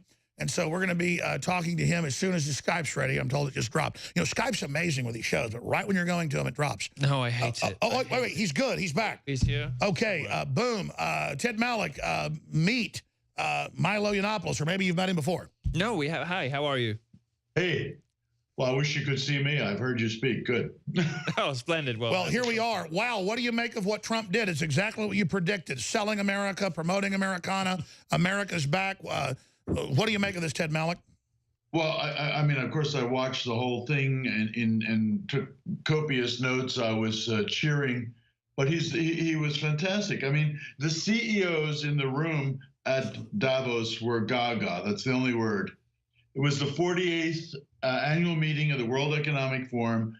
In fact, they've never seen anything like this before. There was, in effect, a kind of Trump-omania, an outright giddiness about his being there. U.S. They're growth. like schoolgirls, aren't they? Yeah, I mean, U.S. growth is. It's like he's Elvis in 1957 and the schoolgirls are throwing their panties at him. Or the Beatles. You know, you've got the Danish finance minister going, woo! Ted Malloch, let me ask this question. We had a reporter there. We got video of it. He said it himself that even liberal media admits he takes it by storm. They're captivated. The rooms are all quiet. Trump mania. I guess they built him up as Hitler, and then all he brings is prosperity. I mean, what are they thinking? And everybody in that room is basically cashing in. There's been $7 trillion of new wealth created in America, particularly in the stock market, since he's been president. What we are witnessing is nothing less than the accommodation of the world to Donald Trump. And again, we're not hyping this just to hype it. Ted, you're right. I look at the evidence and I go, I got to come in here and gush. I got to say he's exponentially broadcasting this invincibility aura. What is going on here, Ted Malloch? Well, if you read his speech, and you can read the text, it's not very long. He's talking about free and fair trade. He mentions the word reciprocity over and over again, which is absolutely critical. You know, you do to us what what we do to you. It's very fair. And he's there representing the interests of the real American people. The American dream is back. After all these years of stagnation, we are back. He said he had a single message. The message was build, hire, and invest in the United States. When you were reading it, the message on the kind of bottom header at the CNN site, it said, U.S. is open for business.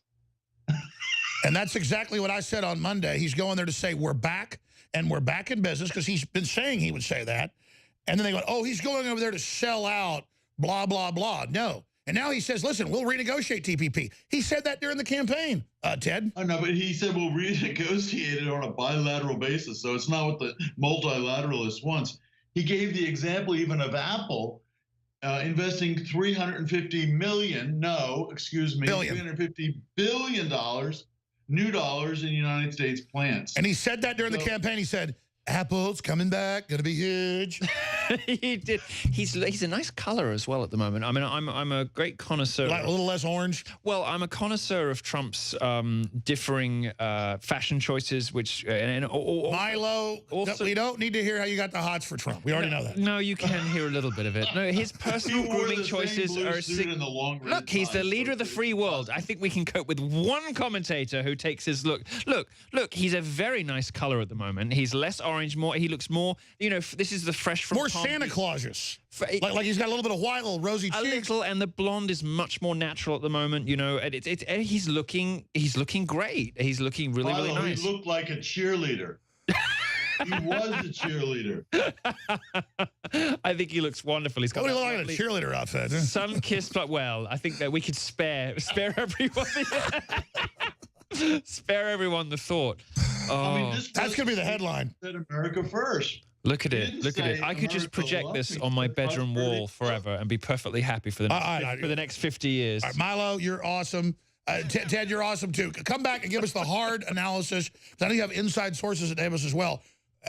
Because I did see the headline day one. We love Trump. He's made us all richer. But some globalists are angry. Money's going to the little guys as well. So why is Lloyd Blankfein still behind the scenes against Trump? Well, it's the most money Lloyd Blankfein's ever made. So we'll be back with Ted Malloch, Milo Yiannopoulos, and Alex Jones. Infowars.com, newswars.com. Tons of reports there right now. Yeah, they don't like Milo Yiannopoulos because he has a lot of fun and is popular and says a lot of interesting, smart things. They don't like Ted Malloch because he's a smart guy as well and been one of the first guys to really launch Davos and then been a board member and the rest of it. And he doesn't go along with their elitist policies. And so he's really, we're gushing about Trump, but I mean, this is a lot better than Hillary Clinton and what they already had planned. But Ted, what are you getting from your inside sources? I mean, as you said, they're publicly embracing Trump suddenly, as they're all Hitler lovers now.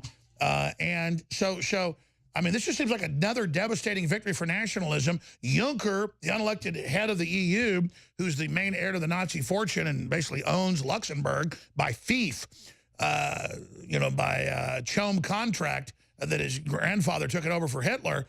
He didn't show up, but Soros crawled out of the muck to say that Trump's going to end the world, Trump's going to be out before 2020, and a lot of really threatening things. Do we have any intel if these two snakes got in the same room with each other? I mean, not two snakes. This patriot snake, don't tread on me, and the little globalist snake. Oh, no, all those people were there in the room. The room was overflowing. They said there are over 3,000 seats, standing room only. You couldn't, the lines going into the room were triple wide. You couldn't get in. Everyone wanted to hear Trump. Now, he disappointed some people, I think some of us, by not giving him the middle finger, but he was very diplomatic. He was very straight on. He stayed on script. I think it was a brilliant speech. He did hit on North Korea, Iran, and ISIS. He urged burden sharing in front of the Europeans who were not paying. And he said, I mean, if you want a theoretical point, he said, a nation's greatness is the sum of its people. We are stronger in sovereign nations. So he went to Davos and he gave them the message on American sovereignty. He actually called the people in the room. He called them out. He said, use your power for your people. America's and again, we're going to play that. I should have gotten to that. Make your country great. You can do the same thing. And this whole idea of greatness, I think, was resounding. But, you know, he basically said, you can do it. The only time he got booed or hissed was in the two questions he was asked by Klaus Schwab, the founder of the World Economic Forum, where he knocked fake news. And then in the second question, he defended how his mind works, what's driving him. He said it's love of country. Well, too bad, Davosians.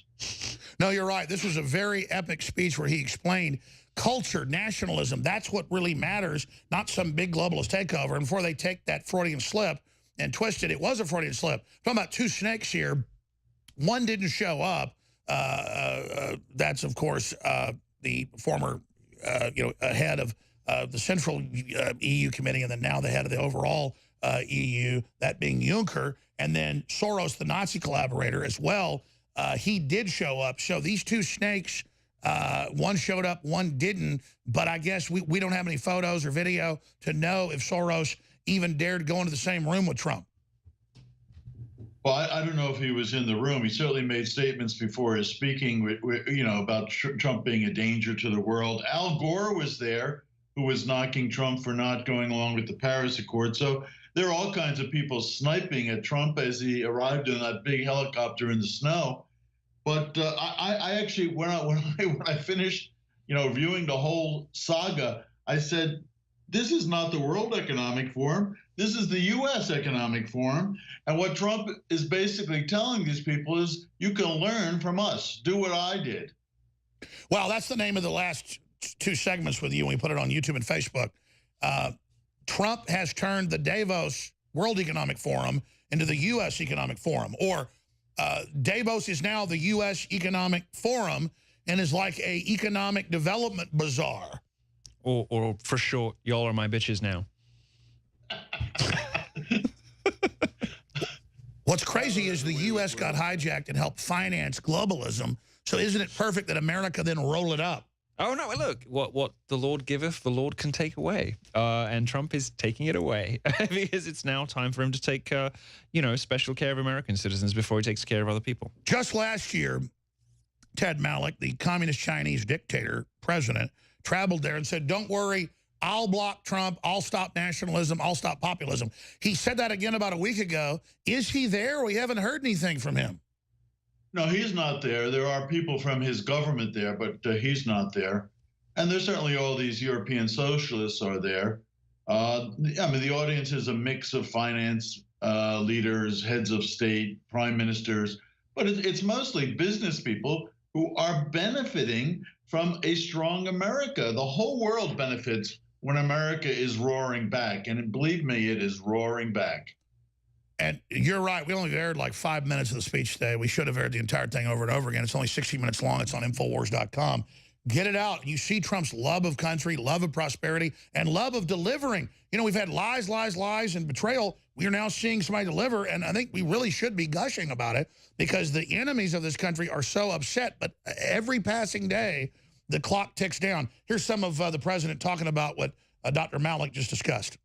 America is roaring back, and now is the time to invest in the future of America. We have dramatically cut taxes to make America competitive. We are eliminating burdensome regulations at a record pace. We are reforming the bureaucracy to make it lean, responsive, and accountable, and we are ensuring our laws are enforced fairly. We have the best colleges. That's all code. Hey, your bureaucratic system of control to ship all our jobs out and to screw over U.S. companies, it's all going to be fair. It's all going to be by the book. And that's why companies are like, well, thank God we're moving back. Ted, like you said, every 30 seconds of this speech is just epic. And because I've talked to folks that saw it, Trump wrote this speech. Well, I'm sure he had a hand in it because it's stuff he said before, and it has his twist. I'm sure a lot of people gave him sentences, but it's his speech, and he basically told the world that they have to play by the rules. No more subsidies, no more state planning, no more intellectual property theft. And this was just cheerleading for America. You had to be proud. He didn't do a lot of chest beating, but he did a lot of cheering. Exactly. He made it all about the American people. I thought, and by the way, we have given the awards out for the People's Choice Fake News Awards. I just never announced them yesterday, but they've been paid. It's happened. So maybe later today I'll actually read those on air. But I thought, it'll be Russiagate. It'll be this and that. No, he made it about the American people. And the New York Times saying we never go to 3% growth rate. He made it about, look, this is about you. And it said in his award, the American people took action. They believed, they invested, they started new businesses, and they turned the economy around. He made the #1 fake news story what was really the most important, and I should have thought of that, Milo. Yes, perhaps you should, but you didn't. But Trump did. No, he's look, he's just this. He has this amazing gift, and I think that you share this gift with him, and some of our friends do too, of just cutting through the nonsense and the word salads, and just here, look, here's the state of affairs. Here's what's going to happen for the next 18 months. Here's how it is.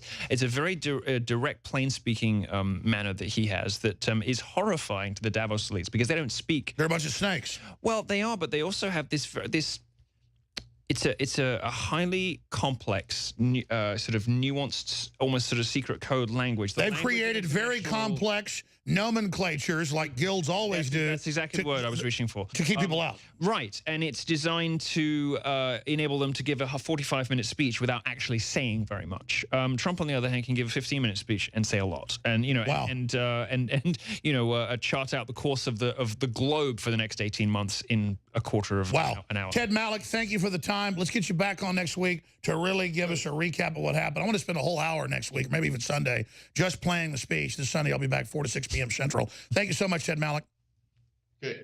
TedMalloch.com. And we got Milo right here. The book, we're selling it, Dangerous, at InfoWarsStore.com. Be sure and get that, and be sure and understand, without you buying the products, the great supplements, the T-shirts, the books, you name it, InfoWarsStore.com, we are not here. But look at all the reviews. I'm going to let you know how my nose is in a few hours. You have a perfect 5-star review, by the way.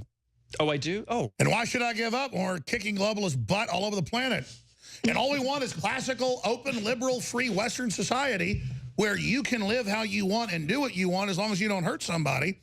That was used to. I wasn't a Republican or a Democrat. I was, pro-gun and pro-sovereignty, so I was against the Federal Reserve policy, so they called me a Republican. But man, I wasn't with all those blue blood globalists and all the rest of it. But now the Democrats have were they always this evil in modern history, or did they just mutate? Milo, Millie, got a bunch of topics we're going to hit, and we're going to get to Millie's big report here. They were always this evil, yes. They were always this evil. Yeah, I agree. This evil, yes, yes. You surprised me. You're not a McConnell and Bill Kristol intimate. No, I don't like the evil, because they're bad too. I always hated them, but the Democrats are now clearly like The Exorcist or something. No. There's something demonic about it. There's something, there's something deranged about the level of inhumanity and hypocrisy and cruelty and meanness and the detachment from reality and reason and logic. That's right. There's an immature selfishness that drives it. The globalists have fully taken over the Democrat Party, whereas the American people are starting to take back the Republican Party, save for a couple of the rhinos out there like John McCain, which they're That's right, Millie. That was the party that we could at least target to try to get a foothold with, and that's what we got control of partially. That's right. We took it back. That's the difference. The globalists still fully control and operate the Democratic Party. So when you're seeing the Democrats going up against President Trump trying to take him out, that's the globalists that do not want America First policy. That's a multinational combine, and it's true, and Trump points it out. It's game over. As soon as the president got in and pointed out, we're not going to have secret groups running the country anymore. Game over.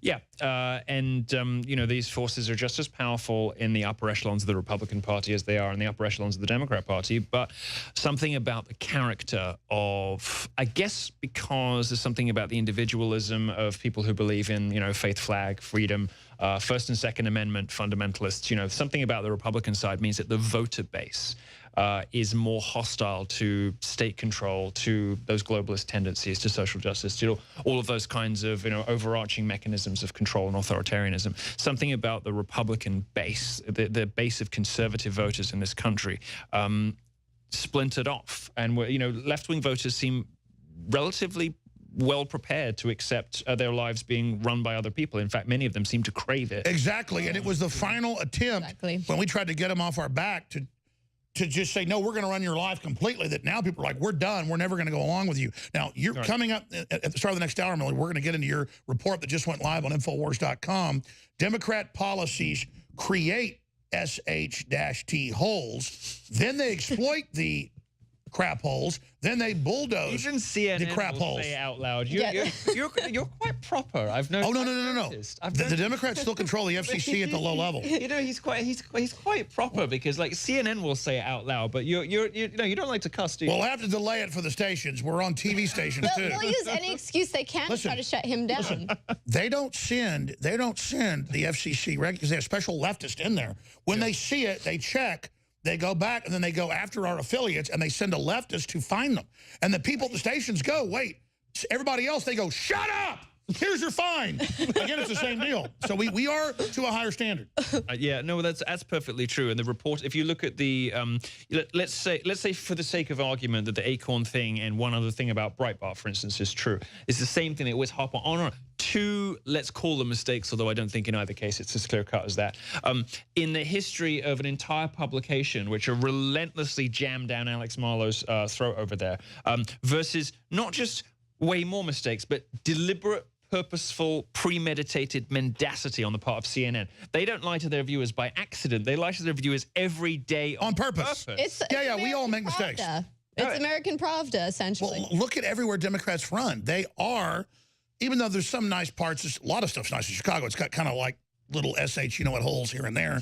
New York's got a lot of great stuff, but Maryland. But you don't expect it. The true latrines. The true feces holes, the true scat holes in America and all over the world are liberal-run and communist-run areas. If you want to find, looking at a world map, look at those maps. If you want to find the hell holes, the crap holes, the scum holes, the nightmare holes, and not the glorious area holes, then you have to sit there and look at communist areas. Well, as an expert on glorious holes, no, I look at that. Just look at this within this. Isn't America compared to like China a glorious? We're talking about countries as holes. What is America? Is America not a glory hole? America is the glorious country. America is the greatest glory hole of all. No. All you have to do is look within the country itself. Newark, New Jersey, Flint, Michigan, Chicago. They all have one thing in common, you know. And they're all Democrat-run. That's what I'm talking about. That's what I meant. I thought you were mentioning the SH. No. I meant that they've all been run by Democrats for decades. So CNN is the whole network, but are not Democrat cities the whole areas? Of course. Austin's the only one that isn't that, and they're trying to make it one. Oh, they are trying so hard, and a lot of people are moving from the Democrat cities because they become such rundown places to live. And of course, they're going to move to Texas and other places and start voting Democrat. They're not going to change. They're not going to realize that Democrat policies led. That's the thing. They leave one toilet from that place in the first place. This is the madness definition, repeating the same thing, expecting different results. You voted for Democrats there. It didn't work. Now you're going to come over here and ruin our spots by voting Democrat here and not realizing exactly the same thing is going to happen. Very frustrating. They know, though, like you said, they're managing it. So that's coming up. But let's get to something really serious here. It's a story on Infowars.com. It's from the Chicago Tribune. But even the headline out of Information Liberation isn't strong enough. The guy has pled guilty.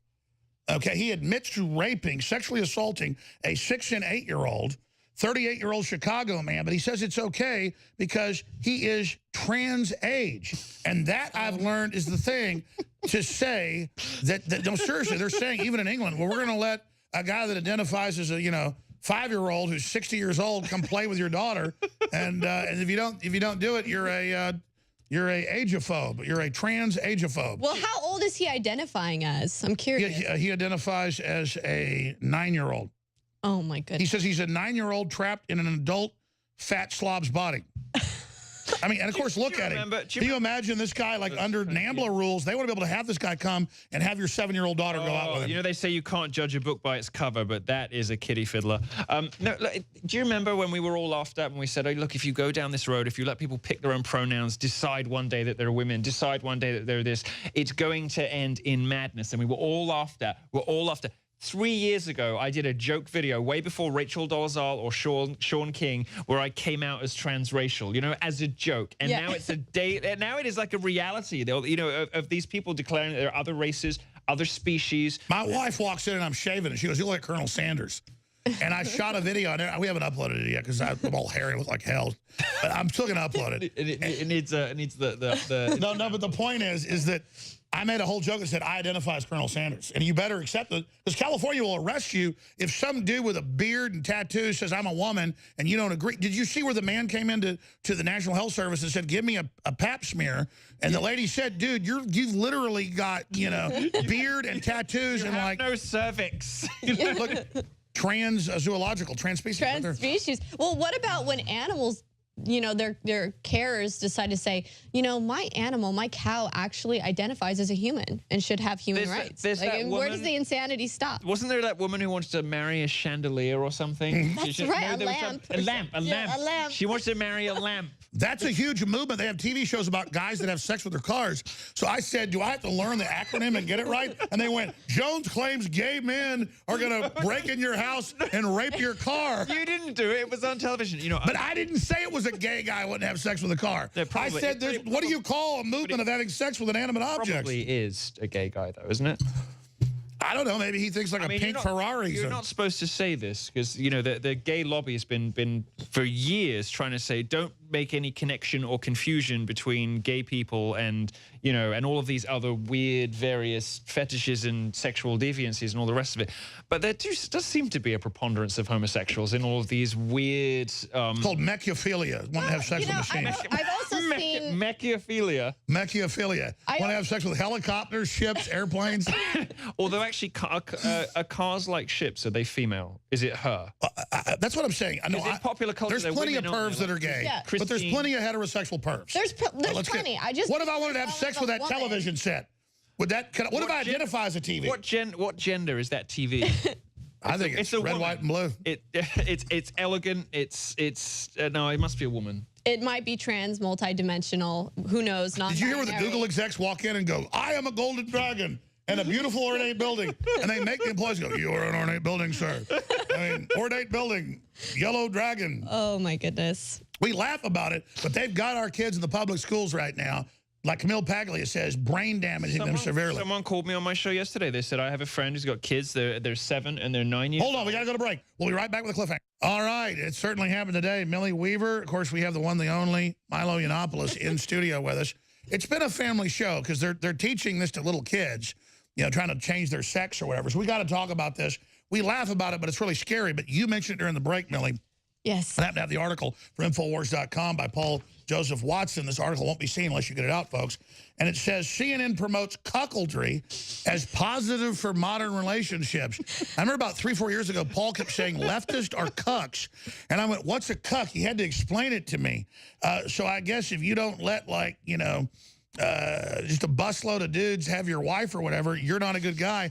And I keep seeing leftist media, they promote this as a great idea, but it's never, oh, have your wife watch while you have sex with a bunch of women or guys, because that would be abusive. No, just your wife. She needs to have sex with other men in front of you, even though they know statistically this is the fastest way to break up a relationship. Of course, introducing other people into a relationship is the first step to breaking up, right? And just as you were saying, Milo, CNN's just pandering to their own audience. They are cucks. and I must hand it to Paul Watson. He called it on the soy boys because literally after the Women's March, the floor was littered with soy lattes, literally. Okay, I videotaped it, everything. And now this, and CNN's even talking about, oh, how wonderful cuckoldry can be for And think about it. They know it's the #1 way to break up in a relationship or marriage, and they're telling married women do it. It's everywhere now. I didn't even know what it was 4 years ago. Everywhere. Cuck. Yeah. Your wife's got to do what she wants. You don't. You stay home. It's like, break the... I mean, CNN's literally trying to break your family up. They are like Loki. They're like demons. Well, I wouldn't be so mean about the god of mischief. Loki. He's a nice guy compared to these people. Loki is innocent in all of this. These people are devils. You know, I mean, the extent to which the media will make space for and will provide coverage for things that are anti-family, traditional values, all the rest of it, despite the wealth of evidence that shows us that, you know, children do better in nuclear families, people do better in monogamous relationships, everyone. Because this is totally normal. Yeah, well, I mean, you know, look, obviously in the cuckolding scenario, I'm the wife, so I have a slightly different perspective on all of this. I'm the one with the basketball player, while my rich elderly husband watches on in panic and horror. No, I'm just kidding. But the key to understanding all of this is that you know, they have tried for a long time to put this all together. Finally, they've got Dan Savage, who's this wacky gay journalist who in 2002 used to say really sound stuff about Islam. He used to say, well, you know, given the choice between the Republicans and... Sure, they say in the article, he's the leader. This gay guy is telling everybody, hey, let your wife have sex with other guys because we're going to break your family up. Well, yeah, I mean, the inevitable result. This is the first step to breaking up. When you want to, you know, when you get bored of one another and you have to introduce other people into a relationship, that sort of, the writing's on the wall at that point. I'm surprised that we're not actually hearing more about teachers teaching children about polygamous relationships in school and saying how wonderful cuckoldry can be for... Well, I'm not trying to act cool, but, you know, I've admitted I've been promiscuous earlier in my life. I never, really? I mean, I never liked it, and I had girlfriends that thought, hey, baby, you want to, I was like, no, I really don't want to, you know, it's not a good deal. He's got that Trump thing, like, I get it, you know, like, I get why women would swoon over him. Oh, yeah, right. So, like, I'm not bragging about it. The point is... No, it's fine. No, I didn't want girlfriends to bring other women in, is what I'm saying. Oh, okay. You did. It was never other guys. And I was like, no, baby, I don't need to, you know, you're good. Because it's like with your woman, with your wife, that's the connection. It's everybody who's done menage a trois, I'll be honest, knows they suck. In my experience. They do. I think this comes down to something very simple, which is that many of the journalists writing these stories are single and miserable and bitter, and in their 30s they were lied to by feminine. Yeah, they think menage a trois are great. They're not. They're not. They're not. These people strike me as deeply loveless. When you have a real, abiding, sincere, profound love in your life, the idea of like bringing somebody else into the bedroom is horrifying. And doing it, of course, is gonna break up your marriage. Exactly, because you sync up with the person you love. Of course, I mean, it goes without saying. But I think that the majority of these liberal journalists, the Vice writers who you know, who write these stories about, oh, men are fooling around with men in unprecedented numbers because of blah blah blah. I think they're just loveless. And I think if you look at... and they're scared to ask women out because that's rape now. We'll be right back with Milo, a million more. All right. We got Milo Yiannopoulos here, Infowars.com reporter Millie Weaver. Get his book, Dangerous, at InfoWarsStore.com. Go to his website, Dangerous.com, and sign up for all his big exclusive shows and transmissions if you want to fight censorship. And just briefly, because I get, you know, having fun on these shows and telling the truth and being honest with people, and I totally forget to plug stuff. If you don't go buy books, videos, T-shirts, water filtration, you know, stuff you already need, the very best products out there at the lowest prices, we're not going to be here. It's just that simple. I had a system on Google Ads with... I always get it flipped because one company was great, the other was bad. It was AdRoll. And then they banned us, and we were exponentially going to fund the whole place, not even plugging on air. Because believe me, I don't like doing it either.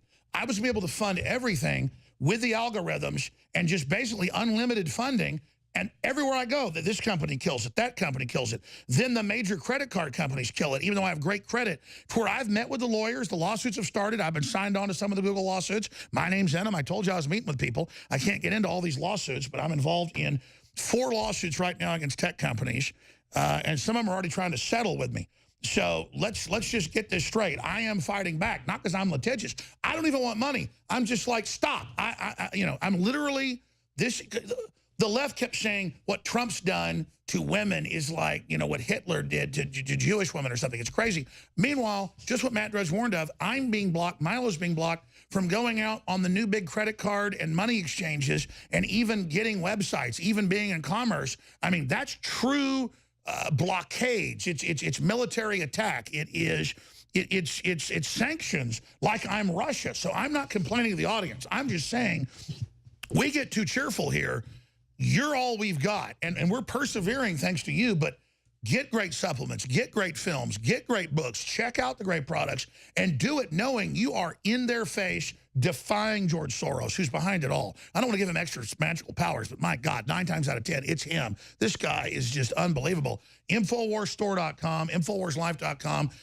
We've got our new ultimate turmeric product, Bodies. If you don't know what turmeric does, research it. It's incredible. It's the strongest, most concentrated form out there. Great reviews. InfoWarsLife.com, InfoWarsStore.com, or 888-253-3139. We have Pollen Block, which, again, is a very proprietary non-GMO system. I'm already feeling cleaner. Really? When you got Dawson, you got hit with the allergies. No, I did. I'm no longer... Tell folks what happened. No, Seriously, bodies. Look, I can't tell you anything other than look. I came in here with a bunged up nose, and now I don't have one. I'm not. I mean, So I'm ranting. Every time I come here, I end up popping a pill. Every time. Sort, right? It was brain force last time. This time it's pollen. I mean, I don't know. I do feel better. Did brain force work? Well, it was a good show. Don't you remember when we did that read through of the Newsweek special, the Madame President, and with our Cosmos? Oh. I would say brain force worked. That was an amazing show. I remember watching it and just laughing so hard. It was amazing. I was smiling for about a week afterwards. By the way, Milo, I've met you a few times, and you were in a good mood and really smart and funny, and you came here before. But you're on fire. What the hell's going on? Well, thank you for that. I'm not normally intimidated, but I mean, you are just the charisma, the energy. Well, thank you. I'm kind of like feeling a little junior here right now. Well, thank you. I'm feeling cucked. Yes, she's mine. No. Thank you for saying so. I think I stopped drinking. And in love, married now. I think you get sort of this. You're happy. This nice, well, I told you didn't look bad before like me, but you look about 10 years younger. I don't know about He's that. got the newlywed glow. I mean, I do feel happier. Anyway, I love compliments, but I want to pay you one, which is you were talking earlier on. But, I remember when I had just started to hear about you, whatever it was, 5 years ago, and people were like laughing. Oh, this guy who says George Soros is behind everything. One of the things that I liked most about you was that you were look. Everybody knows, if you go to, there's think tanks who do this research at the Capital Research Center, which impeccable credentials, Washington, D.C. Republican think tank that does research into where the money comes from for Antifa, where the money comes from for the divestment sanctions Israel. They know that you're right about all this stuff, but does National Review write about it? No. Does any other, does Fox News talk about it? Not really, not enough. Weekly Standard, Commentary Magazine? No, you're the only guy who's been out there for years saying this is this guy, and this is what he wants, and this is what he's trying to do. I just know every time I'm getting screwed over, it's him. It is. You can trace the money back and it ends up being Open Society Foundation. Republicans know this. They know it because think tanks with impeccable credentials like the Capital Research Center, do trace the money. They follow the money. And they're like, oh, okay, we were right. It was George Soros. Let's move on to the next thing. Nobody talks about it. Nobody tells anyone. Meanwhile, he's suing everybody. He infiltrates groups. He finances BuzzFeed. He's a Nazi collaborator. And then they have CNN go, Alex Jones is a liar. George Soros never had anything to do with the Nazis. That guy was on 60 Minutes saying he worked for him. His dad wrote an autobiography that he helped round him up. He funded the groups that derailed my Berkeley speech in February. We found out after the fact it was an Open Society Foundation thing. Exactly. I don't want to give him this much power, but he is literally. I mean, this is domestic terrorism. This is people taking pepper spray and baseball bats and smashing up public buildings because a conservative is speaking. And not just beating up the conservatives, but beating up people who weren't even fans, who just came along because they were sort of interested in it. And whoever got kicked. Lesbian women that just wanted to hear a controversial speech. Like, I remember in college, I would go hear the Black Panther. There was some. I would go here. There were some. I would go try to hear the Black Panther speak. I would go protest the KKK. Just as I was going to, I could have got beat up because I was white going to it. I mean, it's like, since when does the left not let controversial speakers speak? And then you're not even controversial. They're controversial that they don't like you. Well, the left and George Soros are taking advantage of the situation with the millennials right now. The millennials are very confused generationally. They have had a lot of problems. They've got massive amounts of student debt.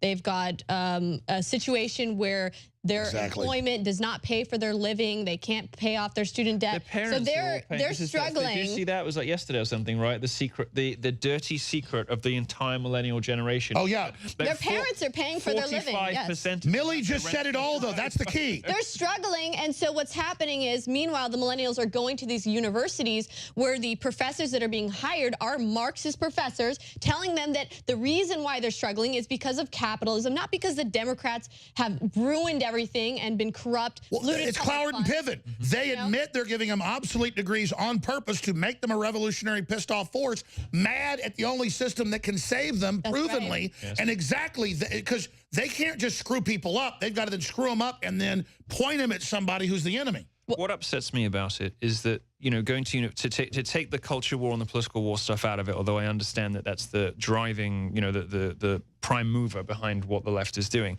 What upsets me about it is going to university is supposed to be a time of joyfulness. It's supposed to be a time of broadening horizons, when you explore your sexuality, where you explore your intellectual, capacity, find out what you're capable of, read, watch, learn, discover things, and come to view the world and other people in a way you never thought possible. Learn more about yourself, all the rest of it. Well, taking the joy out of the subjects and policing, student sexuality. They are killing Western civilization. That's right. They are liberal killers, because the university and true open thought is liberalism, and they are literally liberal killers, telling you they're liberal like the body snatcher. They're strangling Lady Liberty to death, going, I'm the liberal, I run everything, watch what you say, I'm the boss. That's right. It's true. It's so bad that even a Facebook page has been created called Film Your Marxist Professors, where college students are submitting their film footage, and these professors are literally speaking, saying, we need communism, and talking about all that weird gender identity, gender bender stuff. What they've done in the liberal arts is they've replaced the study of the actual subject, whether it's art or literature or music or history, with a system of criticism about the subject. So rather than looking at the original text, what does this mean? What does this say? How does this teach us about the world around us? What does it say about freedom, about personal responsibility? There's no critical thinking. Well, they've replaced that with a sort of thin critique, all based on social justice, which is just cultural Marxism. It's a thin critique, then with an orthodoxy of a cult you must follow. Right, right. But they've taken the wonder of exploration in university and the open possibilities out and replaced it with a dogmatic system of politics through which everything. So if they're not really liberals, they use communism for control. What they are is really evil social engineers. That's yes, right. Absolutely, absolutely. And I've spent as much time on American college campuses in the last 2 years as perhaps anyone else in the country. And what you're saying is absolutely right. If I try to walk on them, it's like the Body Snatcher movie. They literally just go. They get triggered. Next time I come down, we should take a little trip to UT Austin for sure. Well, absolutely. I wish you weren't leaving today. Hey, we'll be back to get to this other report where the left takes over. They create giant crap holes. All right. Alex Jones here, back live with Milo. Yiannopoulos doesn't need any introduction. Of course, Millie Weaver, our great reporter. Coming up, Joel Gilbert will host the last 30 minutes, and the War Room's coming back up. And Milo's a hardworking guy. He's going to be back in there with our own Owen Schroyer. But since we mentioned this, Millie and Milo were bringing this up during the break. I went and pulled the articles up with the crew.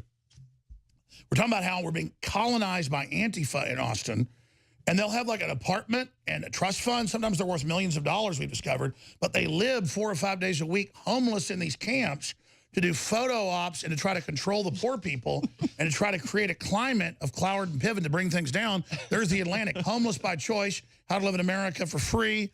But again, it's to only hurt the capitalist system. What it's like to be voluntarily homeless. And this ties into your report on Infowars.com, how Democrats create American you-know-what holes, and then how they exploit them and how they bulldoze them. So you were both very eloquently ranting about how this is a program of control. They do this on purpose. Yeah. Dems policies create huge crap holes.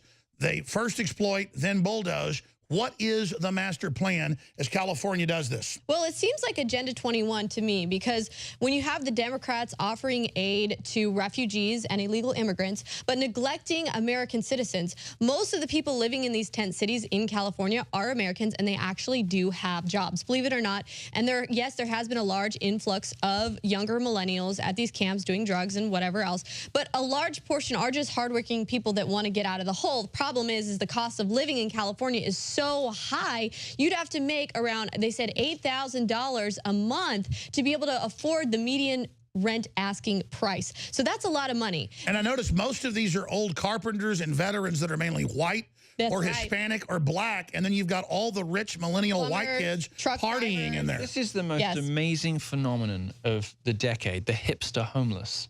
That's people who are like, it's like hipster hobos or something. I don't know, but it's incredible. I would say that there are a lot of hipster hobos, and those are the younger ones that want to just do drugs and there's no rules. That's literally what the homeless people say there. Sure, but exactly. But then you've got all these old, hardworking, legitimate displaced handymen. But it's easy. It's easy to opt out of society when you have a penthouse to go home to, or you could call your dad if you get into trouble. That's my point. I want to talk about them. What is because your video gets into all of it, Billy. It's powerful. People should see it, how the left creates crap holes. That's a separate issue. Why do they create crap holes? That's the second question. I'm asking, why when I go out and see this, Antifa gets in $100,000 vehicles that I don't have. You know, I'm driving a $60,000 Ford truck, and by the way, I love it. It's awesome. I'm not complaining. And then they're rich, and then they're bitching about America. It's crazy. Yeah, well, these are the people who have benefited from this sort of corrupt late period capitalism, multinational corporations in bed with multinational government organizations and all the rest of it. They're benefiting from the fruits of this late version, this sort of late nepotistic, elitist, corrupt version of capitalism, and deciding because they can afford to opt out of it as a sort of lifestyle. There are a lot of millennials opting out where they'll just like convert their vans out and live on the road. They think it's trendy. So I have seen that. I think there's a lot of Antifa jumping on this thing. Well, they say, I don't want to be part of society, but they couldn't go to Venezuela or Cuba or... Well, they wouldn't go anywhere actually communist. Because they'll kill you in 2 seconds for doing that. They want to opt into a socialist lifestyle within a safe capitalist democracy because that's the way you have your cake and eat it. So where do you see this going, Milo, and then Millie?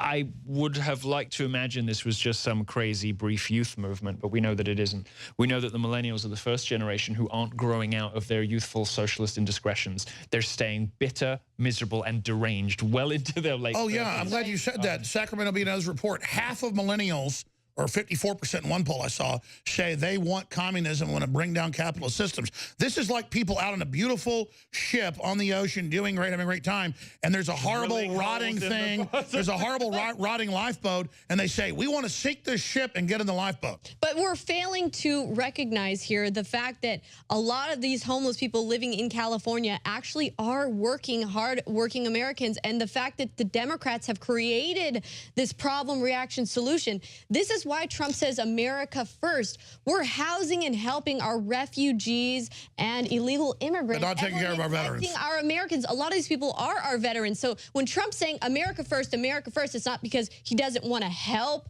necessarily these people. Well, bringing down America lets the globalists take over. He knows that. Bringing us down to a lower level doesn't help the third world. And Millie, you're right. Those are separate issues. Your report gets into all of that. Yes. That's the question. Why does the left create hellholes knowingly?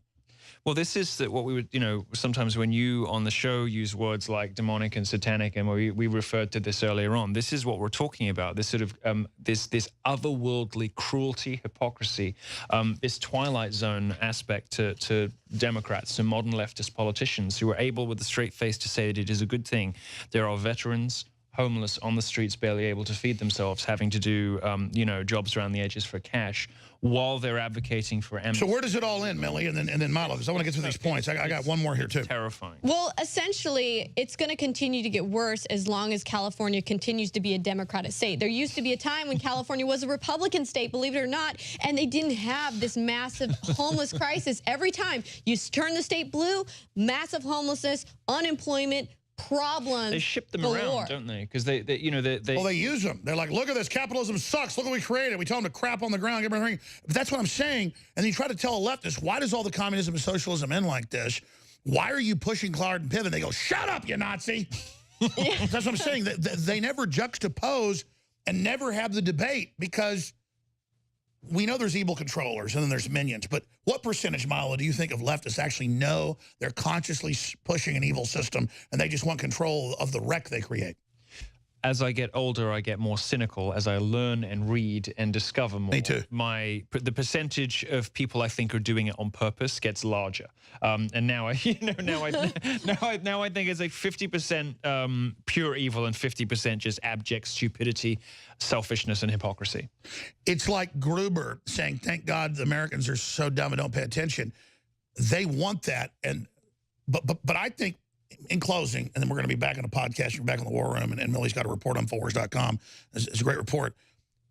I just have a gut feeling we're going to win. I mean, why wouldn't humanity want prosperity? Are we really going to be run by a bunch of Bernie Sanders?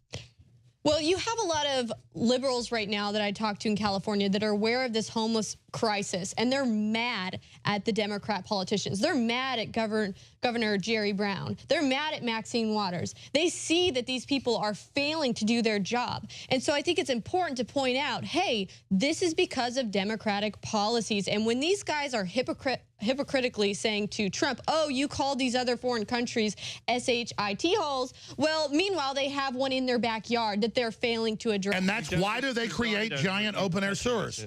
Yeah, sorry, go ahead. They preside over them and they perpetuate That's them, right. and they have a vested interest in keeping They these do, areas and like this. it's exactly So that's it. right. The left are crap hole rulers. Yeah. And They are lords of the.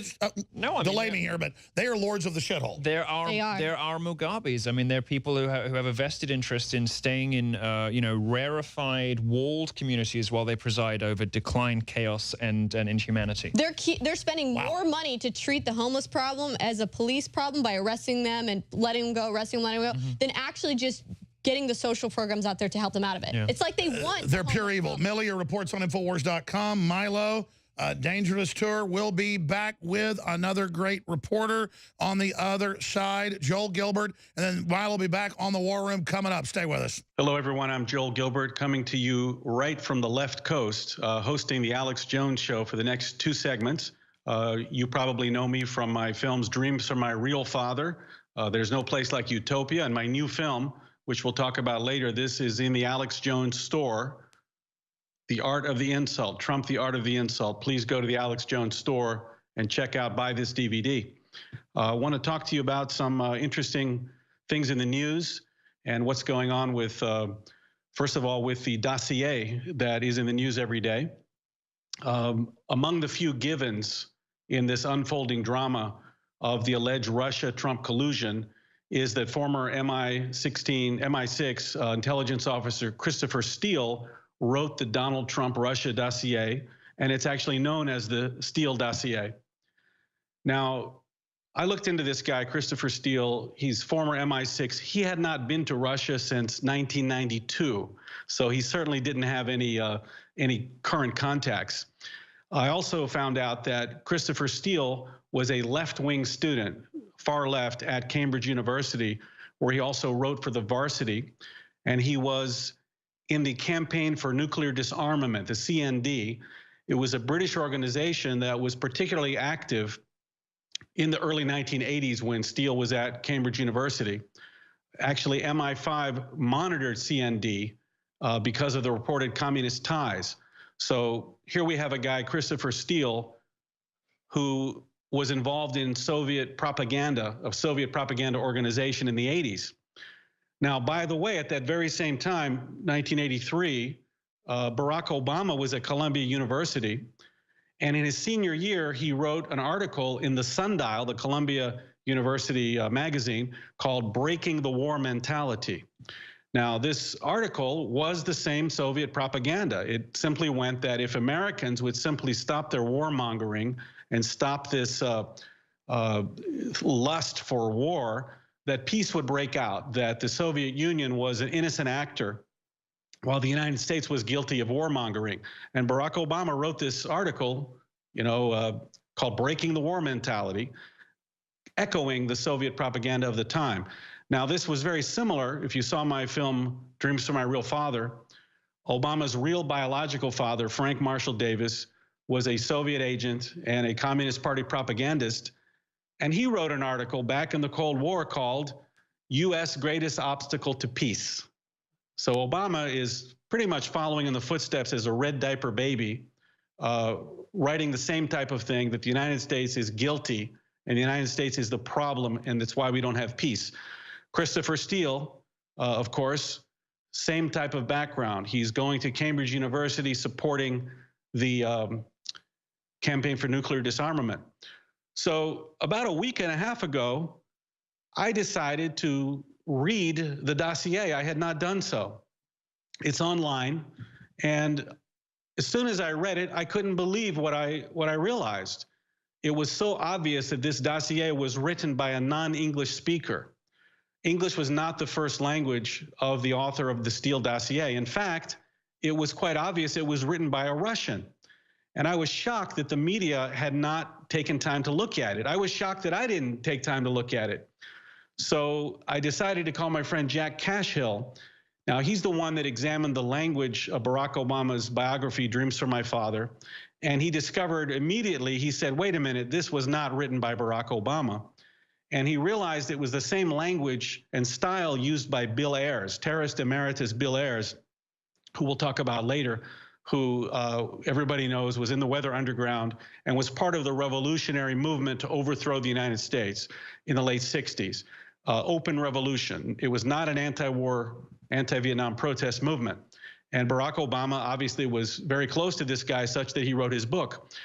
So Jack Cashill and I decided to dissect the Steele dossier, and we came up with this article called, we said, did Christopher Steele write his dossier, or did a Russian associate, that came out in American Thinker? Now, I'd like everyone to definitely, after this, after InfoWars, go and read the dossier. The English is a total mess. The punctuation is wrong. The article is missing. I'll give you an example. To encourage splits and divisions in Western alliance. The word "the" is missing. It should be to encourage splits and divisions in the Western alliance, a very typical Russian language mistake. The word "however" is used throughout the dossier. Sometimes there's a comma after it where there should be, sometimes not. Also, the words "countries" and "families." The problem is when they use this, they use the wrong spelling and the wrong possessive. It's a total mess. Repeating certain mistakes, you can see that it's a non-native English speaker. I'll read you one sentence from the dossier that you can just listen to me and imagine I'm speaking with a Russian accent. Trump's previous efforts had included exploring the real estate sector in St. Petersburg, as well as Moscow, but in the end, Trump had to settle for the use of extensive sexual services there from local prostitutes rather than business success. Now, this is a very awkward, butchered sentence. There's no way this was written by an English speaker, no less Chris Steele, who was a writer and journalist way back in college. Later on in the dossier, the reader is told the Trump campaign leaked the DNC documents to WikiLeaks to, quote, swing supporters of Bernie Sanders away from Hillary Clinton and across to Trump. Now, the word across is completely wrong. The whole thing is awkward. Then out of nowhere at the end of the dossier, they jam in these Democrat talking points. And I'm quoting again, Moscow's interference in the US presidential election campaign shows that Trump is unfit for office. Now, Hillary and Obama used this terminology during the campaign. So you have Democrat talking points in this dossier. Now, I sent this dossier to a friend of mine, Konstantin Preobrazhensky. He was in one of my films, There's No Place Like Utopia. He's a KGB spy who defected to the United States. And I asked him to read the dossier. And he didn't want to comment about the language because English is not his first language. But this is what he told me about the dossier. He said, there is no information in the dossier whatsoever. It's just foolish speculation. There are no references. It's not an intelligence document of any kind. I was laughing when I was reading it. Now, this is from a former KGB agent. So Jack Cashill and I, we took one look at this and we wrote this article. And this is something that the media has to look at. And it's shocking that any FBI agent or the FISA court, anybody that read this document would see it was written by a Russian and not an American. Let me also comment about the people involved in this dossier. Nellie Orr has gotten a lot of publicity lately. She's someone that was a Russia expert and Russian language speaker. She was hired by Fusion GPS. Now, very conveniently, her husband, Bruce Orr, worked for the DOJ. Now, coincidentally, I went to high school with Bruce Orr. And Bruce was into physics. He wanted to be a physicist. He was not into politics. So I was shocked to see him having been a lawyer and having a wife that is a Russian expert who's involved in so many things. So her background is very interesting. She had a degree in Russian literature from Harvard. Nellie Orr went to Vassar, and she wrote and translated on topics such as Russian science and technology, Russian collectivization. So I think she's the obvious connection between all the parties. She can speak to the Russian author of the dossier. She's working with Fusion GPS, and she can communicate with the Department of Justice through her husband, perhaps looking for them to put in the dossier the things they needed to be approved by the FISA courts. So the question remains, who did the colluding? Was it the Trump campaign or the Clinton campaign? And I think everything hinges on the authorship of this dossier. Please take a look at it, and I'll join you back at the top after the next break. Welcome back. Joel Gilbert with you, coming to you right from the left coast here in Los Angeles. I am hosting the Alex Jones Show for this segment, and I'm happy to be here with you. Russia, Russia, Russia. Why are Obama and Clinton so obsessed with pinning Russian collusion on Trump? Was it a diversion? This is where I'm going with this, because when we look at Barack Obama's first term in office, it was characterized by extraordinarily pro-Russian policies. Now, given the daily charges leveled by Democrats, it's time to take a really good look at where the Russiagate conspiracy really lies. Was Barack Obama a Russian sympathizer because of his family background? Because his real father was a Communist Party propagandist and pro-Russian Soviet agent during the Cold War, Frank Marshall Davis. Was Obama possibly blackmailed or controlled by the Russians? Let's revisit some clips from the Barack Obama-Mitt Romney debate, and also a clip from the South Korean nuclear summit in 2012, where a hot mic picked up a deeply worried Barack Obama speaking to Medvedev. Let's check it out. My last election, yeah. After my election, I have more flexibility. Yeah, I understand. I transmit this information to Vladimir and understand what. A few months ago, when you were asked what's the biggest geopolitical threat facing America, you said Russia. Not Al-Qaeda, you said Russia. In the 1980s are now calling to ask for their foreign policy back because, you know, the Cold War's been over for 20 years. This is my last election, yeah. After my election, I have more flexibility. Yeah, I understand. I transmit this information to Vladimir and understand what.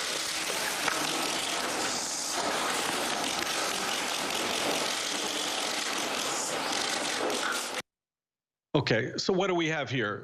In the debate with Mitt Romney, Obama is defending his pro-Russia policies when Romney's holding him to account. He's saying that Romney's idea that Russia needs to be considered an adversary is out of date. With Medvedev, you saw Obama lean over and place his hand on Medvedev's right forearm, and he whispers, "This is my last election. After the election, I have more flexibility." Medvedev puts his hand on top of Obama's and says, "I understand. I will transmit this information to Vladimir. I will stand with you." Now, this chilling exchange was not a Cold War spy movie where evil Ruskies are blackmailing an American president. It's real. Obama was saying that Russian policy will become American policy if he can just have a little more time. And then good cop Medvedev says he'll put in the word with bad cop Vladimir, says, "I stand with you." So we see Obama begging for time and Romney holding him accountable. So I want to revisit those pro-Russia policy moves by Obama. When he took office in 2009, he canceled the U.S. planned missile defense system in Eastern Europe that Putin had bitterly opposed. Mitt Romney called this a gift to Russia, and Putin called Obama's move correct and brave. Next thing, during Russia's clash with Georgia, Obama concluded a START agreement that removed U.S. forces while Russian forces were not reduced. Then under the cover of the famous reset, Hillary Clinton's reset, the U.S. set up a joint commission to transfer previously forbidden technology to Russia. And in addition, Putin withdrew from an agreement to scuttle disposal of nuclear weapons. No response from Obama. Then, of course, the U.S. approved transfer of 20% of U.S. uranium reserves to a Russian-owned company, Uranium One. And best of all for Russia, Obama implemented a policy called leading from behind, which was disengagement from the world. This is the #1 policy goal of the Russians since World War II, was to have U.S. withdrawal from its leadership position. That was their #1 global objective. Without American leadership in the world, Russia was left to fill the vacuum, and they tipped the balance of power in their favor everywhere they saw fit. They invaded Crimea, they intervened in Syria, they even set up a base in Syria with barely lip service from the White House. So given Obama's exchange with Medvedev, we have to ask, why would an American president implement pro-Russia policies so antithetical to American interests? Where did Obama's true sympathies lie? What leverage could the Russians have had over Obama? Now, of course, they had a file on Obama's father, Frank Marshall Davis, because his father worked for them during the Cold War. Now, this year, 2017, marks 100 years since the Bolshevik Revolution in Russia. Lenin's coup, where the fantasy of a perfect world achieved through abolishing free markets and private property, began a 100-year-long murderous trail of destruction, misery, and suffering. Over 150 million people were killed in peacetime by their own governments under communism. In Cambodia, they killed everyone that had glasses, because if you had glasses, you could read, and that meant you were educated, and they wanted to create a new humanity, a new human being. And my concern and my question is, does America know better? Is America immune from falling under the disastrous ideology of socialism and communism?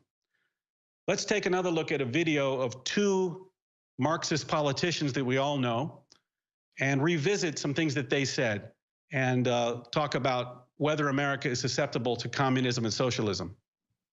And here is a New Year's resolution that I will keep if elected president, and that is, if Wall Street does not end its greed, we will end it for them. We cannot continue to rely only on our military in order to achieve the national security objectives that we've set. We've got to have a civilian national security force that's just as powerful, just as strong, just as well funded.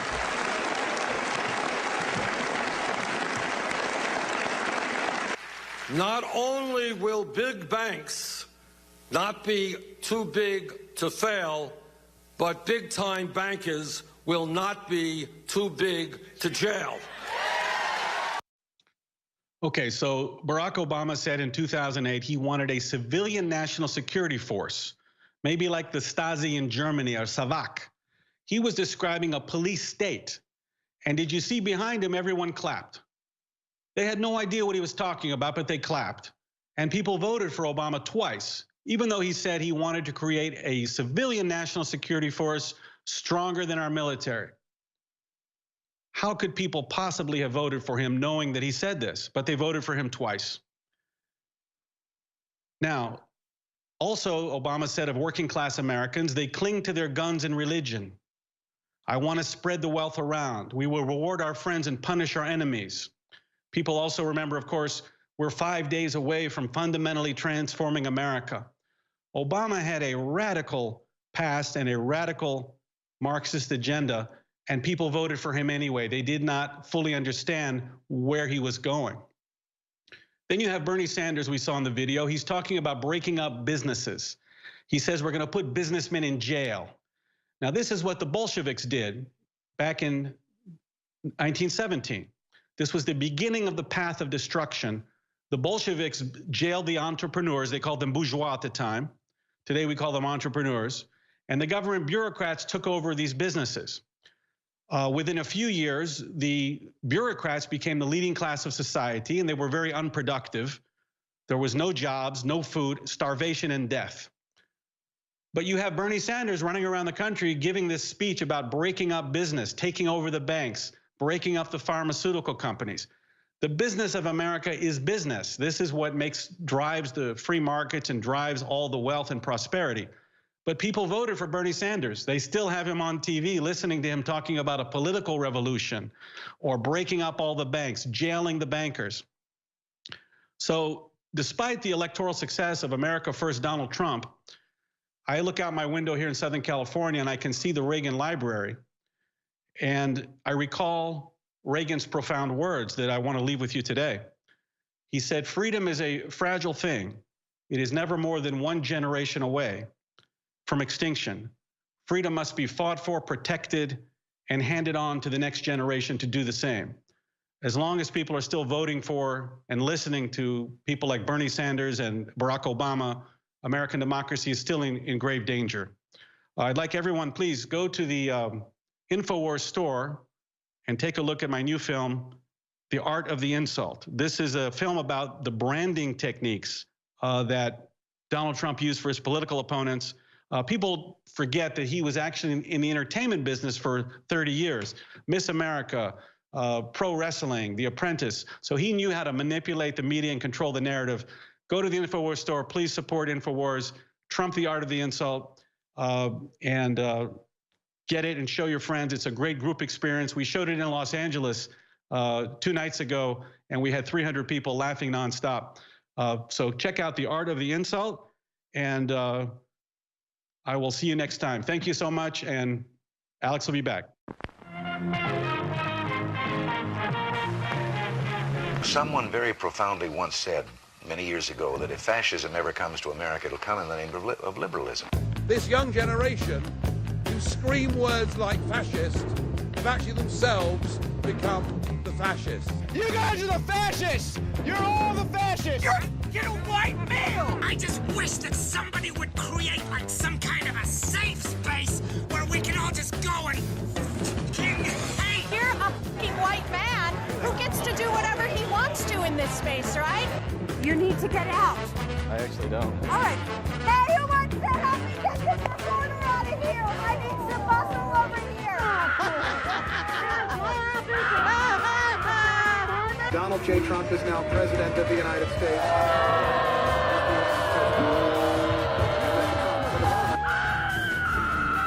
So the question is, are social justice warriors mentally ill, or are they just stupid? When your emotions control your actions, it affects not only yourself, but the people around you.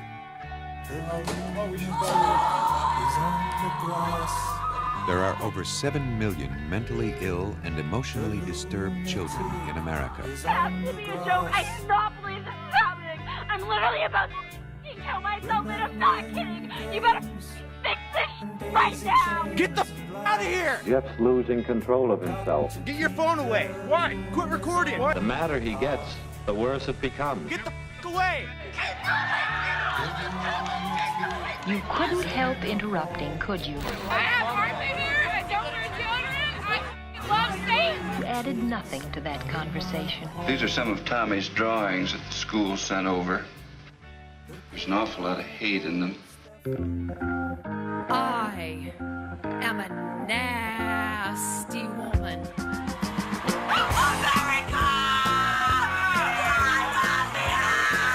Like your wet dreams infused with your own genes, but yeah, I'm a nasty woman. Yes, I have thought an awful lot about blowing up the White House. Bing, bing, bong, bong, bing, bing, bing. Fuel your body with Carnivore, the new digestive enzyme product by InfoWars Life. Digestive enzymes assist in the digestion process and increase the bioavailability of nutrients by breaking down foods into easily absorbable components. They also help prevent discomfort from indigestion caused by fermentation of undigested food particles in the gut. Digestive enzyme production declines as we age. Carnivore is filled with digestive enzymes like those naturally present in the body. Enjoy the full potential of protein-rich foods again.